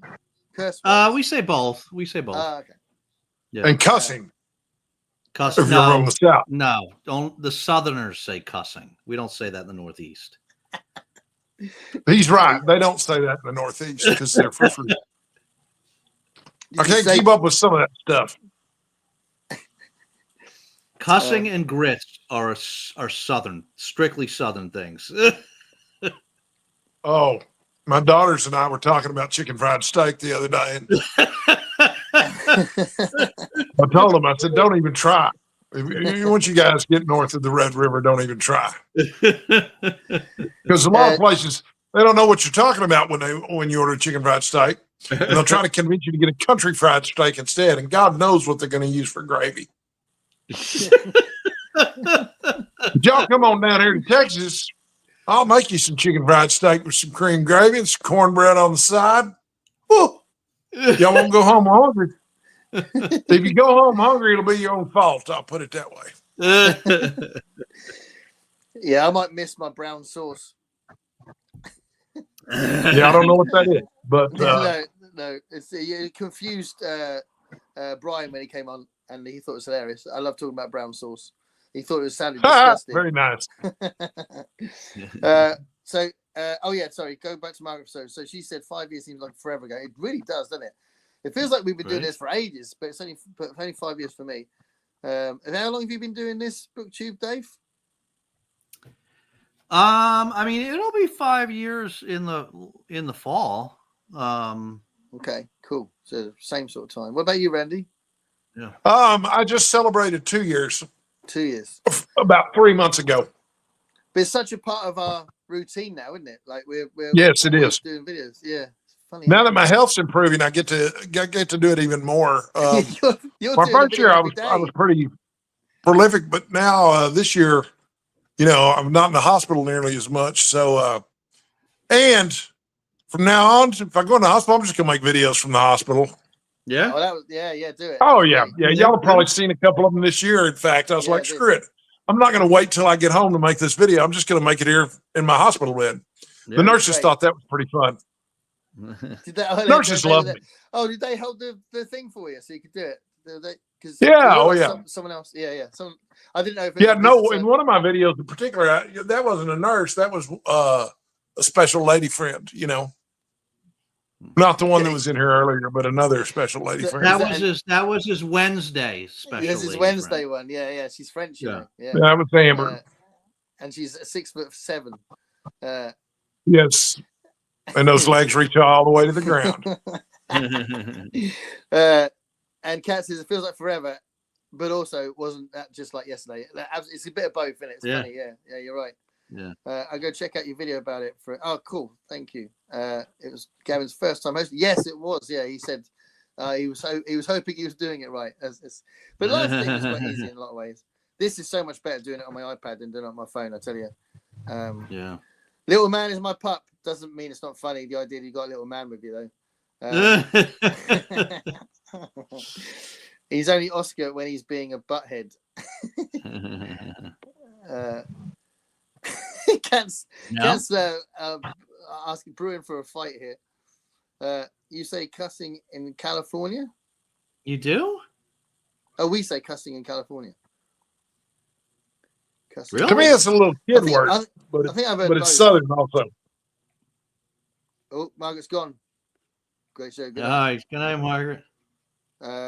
So William says he's going to hold us to. What did we say to William? That we were going to try last. Were we going to try Last Man Standing? Maybe that was. No, was that it? Big Bad Bill is Sweet William now. I don't know, but yeah, we did say we're going to try the Mary Shelley book, didn't we? Yeah. How you doing, boy? See Daddy. Nicole's back. Curse words, you say? I'm an expert. Yeah. There's a great. I've got obviously, well, not obviously, but my subject at my college is part of the same department that the English teachers are in. So the English courses are in the same department as my course, and so I'm in the English office all the time, and the English teachers are awesome. And there's one that her favorite lesson she does every year is when she looks at swear words, and it's like talking about how language is used. And it's the one lesson she says that the students can say whatever they want, and she says it's a great. They get really into it, and and she's got a whole list of swear words that she comes up with. It does sound like a right laugh, doesn't it? Swearing is funny. Yeah. So do you think you'll be able to make it on Sunday then, Randy? Like for a bit? Oh, I'll be there. Brilliant. That'd be great. You count on me. Awesome. And for the record, when after I look, I do have it right in the calendar. I just didn't have it right in my head. So I'm not right in my head either, so don't feel bad. I'm not right in my head. But yeah, it should be really cool. Oh, we got another one here. Hold on. Hold on. This is not you're gonna run see, before Kat. the big fairy torpedo gets me. Even thought it's 2 minutes early. Kat has been very subdued this time, hasn't she? She's not tried to keep us talking on the chats. Well, her evil twin's not here. So. Yeah, Jen's not here. I hope she's okay. I gotta tell y'all something about Kat. Go on. All these girlfriends you see on my channel are going to be so disappointed when they realize that Kat and I are soulmates. I love the way you But I'm waiting. Like but I'm waiting to tell them. You're waiting to tell them what? The Kat's my soulmate. He's just waiting to tell all the other girlfriends. Waiting to break the news. Although, exactly. What, we've only got 10 people watching, so clearly you've got a lot. Oh, someone over. Sorry, what? Someone heard me. That is brilliant. She's like, what? Now I'm in trouble. So, Gareth, I have a feeling you're the type of guy that's going to get me in trouble all my life now. That is fantastic. So Nicole says, 9 Nasty Words by John McWhorter is awesome if you want to talk about the history of curse words. Oh, that sounds cool. Oh. There's obviously there's the famous George Carlin 7 words you can't say on television. Yeah. George Carlin. Very famous. Amazing. George Carlin's marvelous. Yeah. Yes. I started to watch on the plane back. I started to watch the film they made about the opening night of Saturday Night Live. I think it's just called Saturday Night, and it was good, but it was I like the energy of the film, but it wasn't that gripped. But it was kind of interesting. So I only watched half of it and then turned it off. But I'll catch up with it. I've got access to it here on a streaming service. But yeah, interesting because George Carlin was the first host, wasn't he? He was. Well, gentlemen, I have to log off, but I'll see you Sunday. Yeah, right. Brilliant. Okay. And thank you again for having me. Thanks so much for coming, buddy. It's been amazing. This has been so much fun, guys. I really appreciate it. You guys tell me I'll come next week too if you want.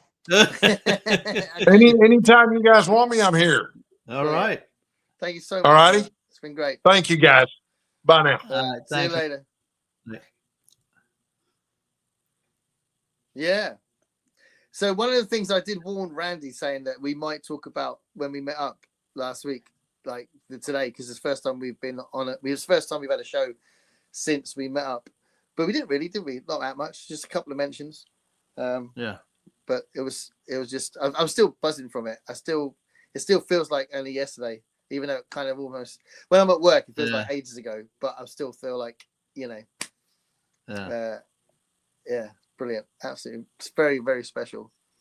Yeah, it was pretty cool. And I was thinking back on it because it was funny. Like, it was like very monumental, like when we first met, but then when we went to the Strand and we're walking around and stuff, like it was almost like we just slipped into just like regular mode. Like it like very quickly was not so monumental anymore. You know what I mean? And we were just the way we always are. And we're just sitting there in the bookstore, and you're like, oh yeah, this one was like, he did such and such with it. He wrote this other thing, blah, blah. And we're just, you know what I mean? It was just it always is. So that was, it was kind of cool. And the conversation in the restaurant was really like free flowing. There was it was like old friends. Yeah. It was very, so it was just, go ahead. No, go on. Yeah, no, it was funny because it was like a surreal moment for a short amount of time, because you just had to, because we talk all the time, but you just like you just had to bridge that like weird little gap of actually it being real in real space as opposed to internet or like video space. And so that was like weird, like that was kind of surreal just for a little bit, like when we first interacted, like that person's actually standing in front of me, but then then it was like right back to the normal, the normal thing, it was like, because it's not that different, it was only like different for like a little bit, and ultimately it's not that surprising because we've got so much, we know that we gel, and we, if you think about it, it's not that, but it was just so nice that happened, like, you can't always guarantee it. And but I always remember just when we got towards, when we were like, oh, the shop's over there, we were like, okay, so I was saying to Ali, we're gonna see them in a minute, and I was like looking at the other side of the road, and then when I saw you two there, it was just oh my god, there they are, and it was just absolutely magical. I'll never forget it. Amazing. Yeah, we're like, that's him over there. It was weird, but that is just so weird. I mean, it's not. I forget who I was telling that to. I was relaying the experience to somebody, and I was like, that's like, because it was such a unique experience, because that's never happened before, right? Where I have like a very close friend that I've known for a while, that I am then meeting them in person. That's the first time that's ever happened. It was just that was weird and surreal, right? But whoever I was telling that to, there was like, it was like, because like today, that was weird for us, right? That was weird for you and me, but today that's not a weird thing. That's the world we're living in now. Yeah. We've just never experienced it before, but a lot of people are experiencing that now, right? Yeah. There's so many relationships now that are online, and it's a normal thing. Yeah. And that's why if people are cynical about BookTube, they ought to realize that this is normal, that this is real. The real friendships, real relationships. So Nicole said, is it open mic? Yeah, absolutely. So I will, anyone that said on my video that they want to join in, I will send them a link specifically to them, but I will put the link on the live stream as well, so anyone can join it, because that'd be great, because I'm assuming anyone that's watching would know me, so I'll do that. So that'd be great. Yeah, absolutely. Not sure how long your live stream will go, but I could definitely hop on for an hour. Yeah, absolutely. The idea, because you can only have so many people anyway, so the idea would be that people would hop on for like an hour or so, or whatever. Yeah, I mean, Dave might be on all the time. I don't know. Your friendship's amazing. That's awesome. Thanks. Yeah, that's. I mean, I think that's the thing as well, that I know that Dave is the same. I am very, very happy to just be honest and be myself on the channel, and Dave's like that as well. And I think, if you're genuine, then you can see the good stuff. You can see the good stuff as well. I mean, when you get heartbreak doing this as well with some of the people we've lost, but you get the good stuff as well, and you can see our friendship and stuff as well, which is great. So yeah. Seeing a lot more cynicism. Oh, okay. Yeah. So people are a bit funny sometimes, but we know certainly, the people that have made friends with us, that it's very, very real. Don't say the video was so awesome. You're like two long lost brothers. It was just I've seen it so many times. Yeah. And I wanted to, because I knew someone else had recorded it, but I knew you guys wouldn't mind. I put your one on my video as well, didn't I? And then I just wanted to, because it's slightly different, isn't it? It's a slightly different angle, so you can see different things. So yeah. I felt bad because I like kind of left. I couldn't help it. Like when I saw you, I just started. So I just like started running. I felt bad. I left Joe in the dust, like recording the thing. Yeah. Oh my God. Yeah. But also, Yeah. I really love the fact that Ali really liked you guys, and she keeps saying, and she said that she missed you, which is so cool. You know, because obviously she was a little bit nervous beforehand, and it was so good that it worked out. You know, and then she said, you know, you guys, you need to spend time with them for a bit longer. Yeah. So she said she'd go back to the hotel, which was really nice of her, wasn't it? Yeah, that was very gracious of her. But yeah, I mean, she was awesome. And I was saying to Joe afterwards, I'm like, Gareth was like, what was he doing? He was like all worried that she was going to be nervous and uncomfortable and everything. She was awesome. She was like totally fine. Like, what was he worried about? Yeah. You know? Yeah. I think it's the build up, I guess, and what was going on in her head. Because she can talk to anybody, but she always thinks, you know, she's worried about what they think of her and stuff like that. So, yeah, but no, it couldn't have gone better. Couldn't have gone better. It was a nice meal as well, wasn't it? Yeah. Nice. I had the salmon, which goes well. I always like salmon. I got so many asking me to do a video about joining BookTube or not, and it's a big hit when putting it out today. You got absolutely. Got to have fun. Yeah. You got to come back on the show, by the way, Nicole. It's been a while. Yeah. Maybe after I've read your story, we can talk about your story. Yeah, running hugs are the best. Yeah, absolutely. Really special. Right. So should we call it for a bit? Yeah, I think I got to move her. Yeah. She doesn't look comfortable. Yeah, she's going through the walls a bit, isn't she? Yeah, I'm sorry. No. All right. You feel bad because you never know. You try to like see. She seems like they can't tell you, you know, but she seems like, you know, she's like moving. You know, she seems like she's uncomfortable and stuff. I don't know. I may need to give you a little more of the good stuff, huh? Chill you and make you a little tired. They told us to, you know, ease off that, but you didn't have any today. Maybe I'll give you a little bit. Yeah. Okay. So, well. All right. Yeah. Okay. Well, we're gonna finish off there. So just there's a couple of other comments here. So yeah. So Nicole's back for coming. She's up for coming back, which is great. Constance says hugs to Olive, and Nicole says hugs to Olive too. Absolutely. And as you're there, Constance, thanks so much for joining us on reading Piranesi. Yeah, that was so good. I still got to do my review on it. I'm so far behind. I'd love to see that. Yeah. I've got a few things lined up for the weekend. I'm going to be on my own again on the weekend, so I'm going to do a few videos. But obviously, they won't appear till probably July, I reckon. But yeah, right. Yeah. Although I want to do a Steinbeck one for June, so I'm going to do that. But yeah, it should be good. So lots to do. It's a fun thing, isn't it? 5 years, 1,000 videos. It's a fun thing to do. Yeah. Sunday, 10 a.m. Eastern, everybody. Be there, be square. Yeah. 10 a.m. Eastern, is it? Is it? And is it 9 a.m.? Yeah. Isn't Eastern 5 hours or 6 hours? Eastern's 5 behind you.